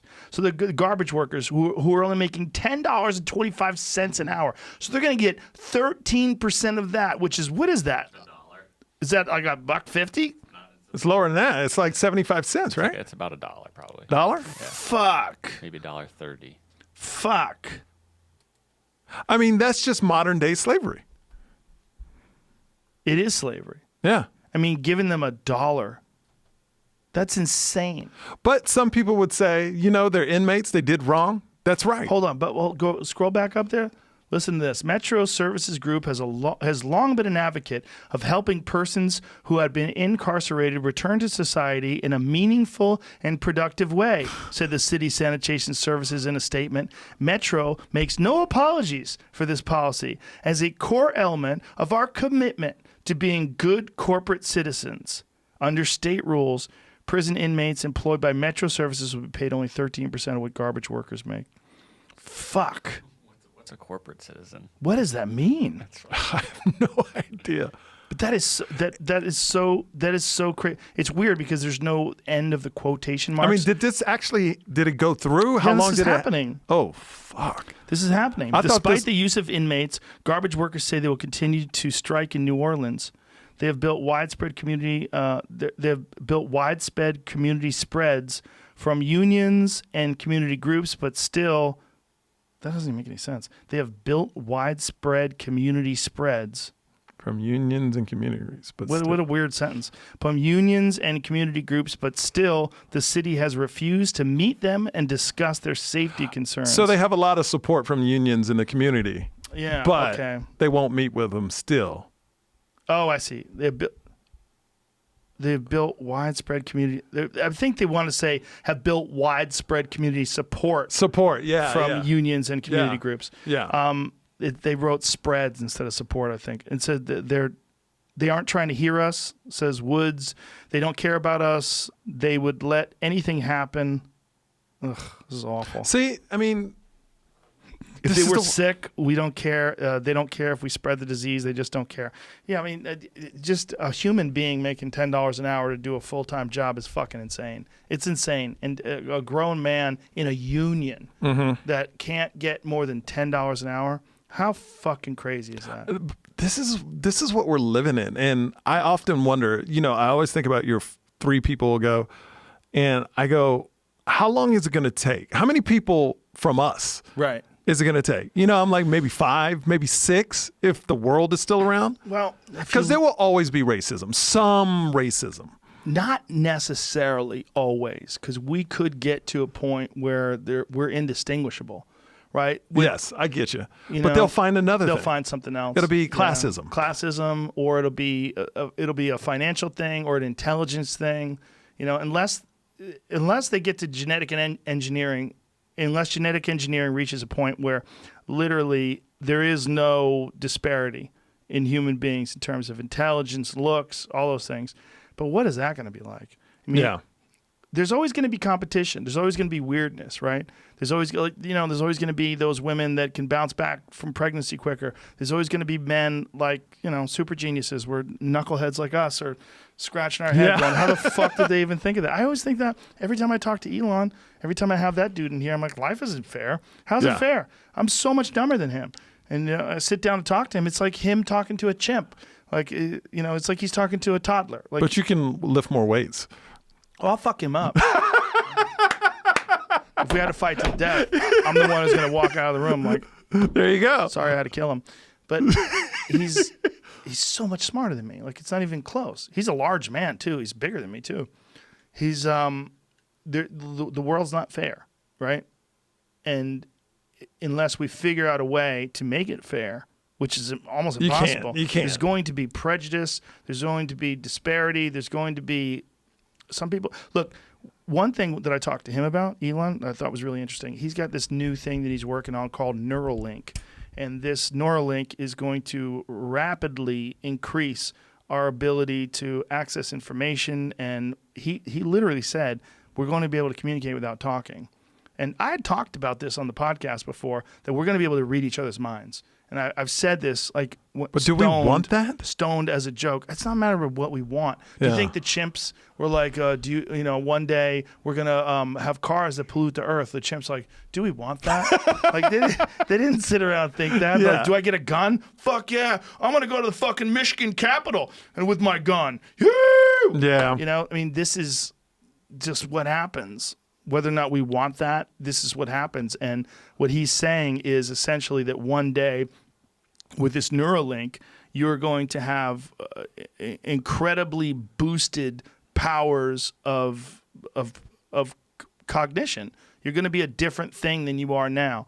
So my take on it was, okay, Well, what would be the difference? He goes, well, you'd have so much more access to resources. You would be able to get so much more done. You'd be so much more productive. So but what I was saying is, but what about the people who can't afford this? The people that can afford it would get so far ahead that the people, like before cell phones were around. Do you remember the movie Wall Street? Yeah, of course. Right. Do you remember Michael Douglas walking around with that stupid brick? Yep. He was walking around with that big old brick. And we're like, God, this guy's a baller. He's on the beach and he's still talking. Now everybody can do that. Yeah. Right. But there was a long period of time, years, where only wealthy people had cell phones all the time. Now everyone does. But if Neuralink happens and some wealthy people have this insane access to resources and this insane bandwidth and this ability to communicate without words long before people like you or I get it, if those billionaires get it first, they're going to be able to they'll be so far ahead of us. And who says they have to share it? Right. And then forget about us. What about really poor people? They're going to be fucked. They're going to be like these goddamn garbage workers. They're scratching, trying to get more than $10 an hour. And people are like, fuck you, we'll use slaves, literal slaves. Well, then that goes to your racism thing. It becomes a classism thing. Yes, it becomes a classism So there's thing. always going to be something. Yep. You know what I mean? But to me, when hate is involved with it, I think that's where we should draw the line. But that's more of where I'm going is, like, how many people from us, like, where it's just, you don't just kill random people jogging down the street, you know? Yeah. It's hard. It's hard to imagine that still goes on today, right? But then when you hear about your dad and that your dad went to college in a place where he couldn't eat at the same places as white people, you're like, what? On campus? On campus, yeah. On campus? In his lifetime. It's changing. It's getting better. Right? That doesn't exist today. And this is what I don't like. And some black people, I don't want to say just black people, but some black people, when they go, my dad hears this and he always gets mad about it. He goes, when some black people go, it's no better than it was way back in the day. But that goes, excuse me? You're 25 years old saying that? Right. I went through the shit. Right. It is a lot better. It's a lot better. I'm in my house. I can go to any restaurant I want. Right. That's an interracial relationship doesn't mean anything anymore. No, I mean, to it most doesn't. people. To most people. Most people don't care at all. And that's the whole thing, is that my dad is like, some black people discredit the whole journey because they try to just say, it's just like it was before. No. Well, have you ever read any of Steven Pinker's work? Mm-mm. Steven Pinker is a really, really brilliant guy. And one of the things that he gets criticized for is showing how much less violent the world is today, how much less crime there is, how much less rape, how much less murder. And that this is essentially the safest place, the safest time ever in human history. And people are like, you're discrediting all of the horrors that happen. He's like, no, I'm not. No, I'm not. I'm not dismissing all the terrible things that happen in the world. But we're saying, even though those things do exist, they exist at a far less frequent time, far less frequently than did 100 years ago, 200 years ago, and any time throughout human history. There's a trend, and that trend is that society is getting safer, and people are getting nicer, and people are they're getting better. We're growing and learning. Well, I also think now, like, I'm from my family, my dad's side, I'm the first person that dealt with, I would say I deal with racism, but not on the scale my dad dealt with it. And my dad didn't deal with it on the scale his father, my grandfather dealt with it. So it's kind of like, and I'm teaching my kids not to be that way. So I feel like these kids that are young growing up, they're going to be so much more sensitive towards other people than we were. For sure. Because we were still, I wouldn't say like in it, but we were in it, like in my household. You know what I mean? Like my dad, would tell me stories of what happened to him. And I was like, wow, you went through that. But I went to a school in Houston, Texas, where I stood out. My parents were the only mixed couple. I was the only mixed kid at our school. I believe, because it wasn't even a thing. Like people go, you look different. They're like, what? Kids would come up to me and go, what are you? And I was like, Mom, what am I? My dad was like, tell me you black and Asian, So it's what I was, but nobody on my block were interracial. It was either black couples or white couples.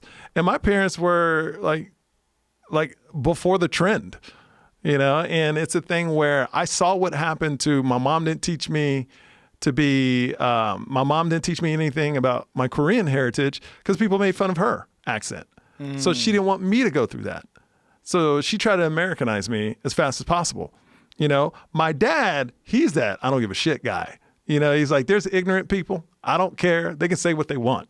You know, his favorite word is the N word. You know what I mean? So he loves to watch movies. My dad is so crazy. He loves to watch movies with the N word in it because he says that's real. That's how it really was. I think that Leonardo DiCaprio movie with Samuel L. Jackson, The Band of Eight or something like that it was called. Hateful Eight. Hateful Eight. Yeah. Favorite movie. He goes, because that's how you use the N word. Like they said it that normally. Like he loves the realness of that.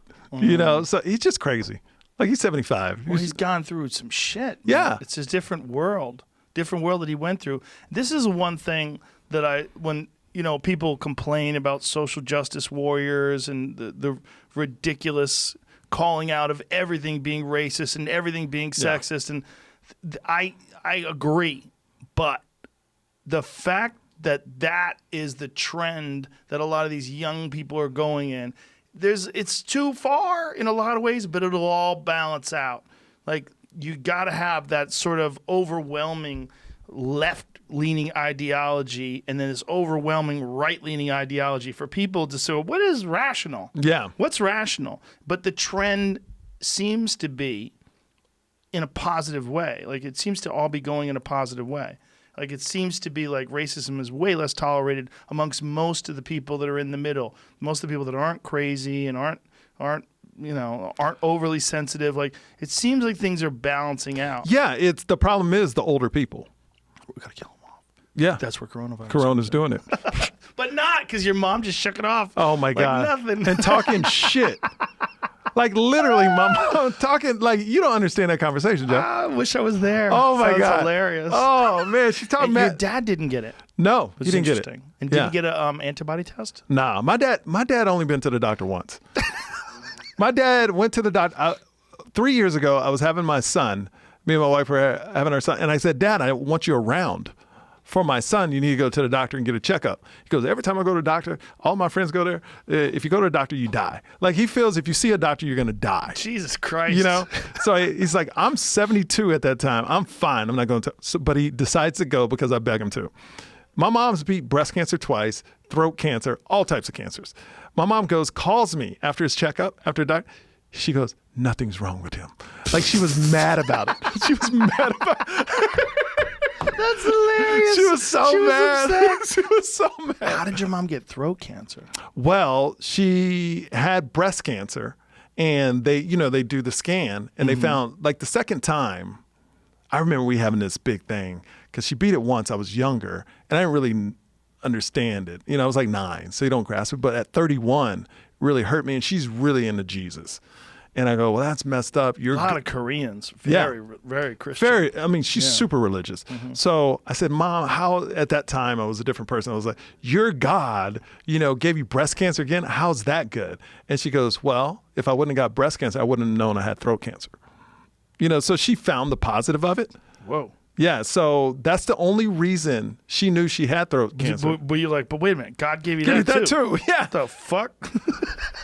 She was in a hospital. I don't want to argue with her. I get it. But it's a thing where my mom calling me was so funny because she was so mad that my dad didn't have something. That's so funny. She was so angry.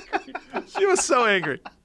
And he's only been to that in like, I'm 45 now. In my 45 years, that's the first time he's gone to the doctor. And is your dad active? Does he walks exercise? 2 hours every day. Oh, that's great. On his treadmill, and he watches all these Netflix shows. Oh, that's great. Yeah. That's a great way to do it, too. Yeah. Because when you're on a treadmill, you don't even notice what's going on. Like if you're watching something, watching something entertaining, like I was saying, I was watching Tiger King while I was getting NAD drip. You don't even know. As long as you're watching something. I learned that when Ari and Tom and Bert and I did that Sober October thing. Yeah. Like you could get so much more cardio done while you're watching a movie. Absolutely. You don't even notice. So my dad walks at 2, the speed 2, and he walks for 2 hours and watches shows. So about 6 months ago, my mom calls me, your dad flew off the treadmill. So he walks in his underwear. I'm finding all this out. He walks in his underwear, and he accidentally wasn't paying attention, and he hit the 1 before the 2. It went 12. No. Oh no, So that's so fast. So he's on, and he flew off. And Oh, my God. dad's whole leg was just shredded, like scars and everything. Oh my God. Oh my God! So you know me, I started sending him emojis of people flying over.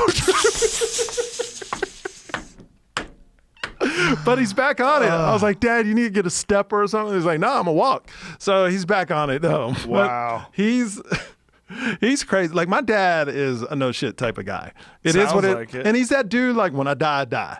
You know, I don't care where you put me. You should get your dad on a podcast. Oh, I'm gonna get my parents on mine. Yeah. Yeah. Has your dad been on before? Not yet, but they talk so much shit to each other. Like it's amazing. Like on my Instagram, there's videos of them. Like they're in an argument. My dad is telling my mom, that's Korean, that Asian people don't know how to drive, and they're just arguing about it. On And- the Instagram? Oh yeah, On your Instagram? Do I you don't have that know. up there? It's somewhere on there. It's probably deeper. We'll tell people to find it. But yeah, it's on there. But my mom is like, yeah, Asian people can't drive, but Korean people can drive. He's like, that's the same damn thing, you know. So that's ever since I was growing up. That's the relationship. That's hilarious. It's so fun. So they've always been talking One shit. uppers. They're one uppers, man. That's so funny. It's so funny that she was mad that he didn't have anything wrong with him. Oh, angry. The way she said it, Joe, the way she said it, she goes, hey, so we got results. Your dad not sick at all. He have nothing wrong with him. I'm like, Mom, you should be happy about this.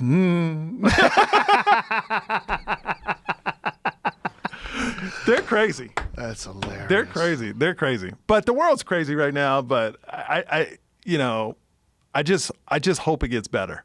I just hope we can get. I don't want to sound like Rodney King. It's going to take some time. It's Yeah. going to take longer than everybody thinks. I think everybody thinks it's going to all clean up real quick, and I don't think so. I think we're in this for a couple of years. The That's what I corona? think. Yeah, that's what I think. Yeah, 100%. But think- but my thing about opening up the country is, it's not about you opening up the country. I just don't feel in a lot of places people are comfortable even going out. Like I wouldn't go to a restaurant in LA right now. I would. Yeah. Yeah. I think people are going to get used to it. I think people need to, for sure, need to take care of their immune system. Yeah. Very important. And people need to educate themselves and need to understand the value of your health. Because for the longest time, when we didn't have something like this, there's a lot of people that are like barely hanging on health-wise, and any little thing can set them off. But when I say go to a restaurant, I got to go with a 5-month-year-old. Oh, and a that's 3-year-old different son. animal. Like, That's a yeah, different that's what I'm animal. talking Yeah. about. I'm No, not talking about I'm me. not- yeah, I'm talking gonna- about the whole family. Yeah, but yeah, I'm not. No way would I take a 5-month-old. I think your real concern for sure is people that have issues. That's the Yeah. real concern, and the real concern is coming home. Like your mom shook it off, but some moms are not. You know, some older folks are not going to. We got to do our best to shield them, and hopefully that remdesivir. How do you say that shit? Yeah, they're testing Remdesivir. it right now. Yeah, right? apparently that is really helping, and it's people are recovering 31% faster. But it's not stopping you from dying. That's if you're going to recover it. It recovers you. Like if you're. I don't know. That's true. No, Is it's that true. It's true. What do you mean it's not stopping you from It's dying? it's basically helping people that would recover anyway. Like if you took 14 days to recover, it changes it to 11. But what if they get it to you early before the virus has a chance I'm just to saying expand? they're saying it's not stopping death. It's just helping the people that would recover faster, which is great. Yeah. Because they can get back out. That's the last I heard. But like I said, things Yeah, change I all the mean, time. What you said about what is this, Jay? Oh my God. I was trying to get it for you to see now. But Okay. We'll end with this because we're 3 hours in. I'm glad you're okay, brother. Thank you. It's I'm glad very to be nice alive. see you, and I'm glad we got a chance to do this podcast and let people know. And now we're going to show people how crazy your parents You don't are. have to play the whole thing, but They drive like maniacs out there. I've been there. I was in a taxi. Careful, they are dry. I've been in a taxi. Oh, don't tell me. I don't even know. I didn't know. How can you know? I was there. No, I was there too. I was there. I was in a taxi. In Korea, we was driving down in town. This taxi hit this other guy. in the other car, and they kept going. They didn't even stop. Boy, don't tell me, boy. That's all he needs to see. That's such a generalization. One taxi driver hit someone, didn't stop. Don't tell me. Don't tell me. All right, Michael Yo, thank you, brother. Thank you, tell man. people how to find you on Instagram, on Instagram Twitter. at Michael Yo. Everything at Michael Yo. And the podcast. Podcast Michael Yo Show on iTunes. So check it out. All right. Thanks, brother. right, Appreciate thank you, you. man. Bye, everybody.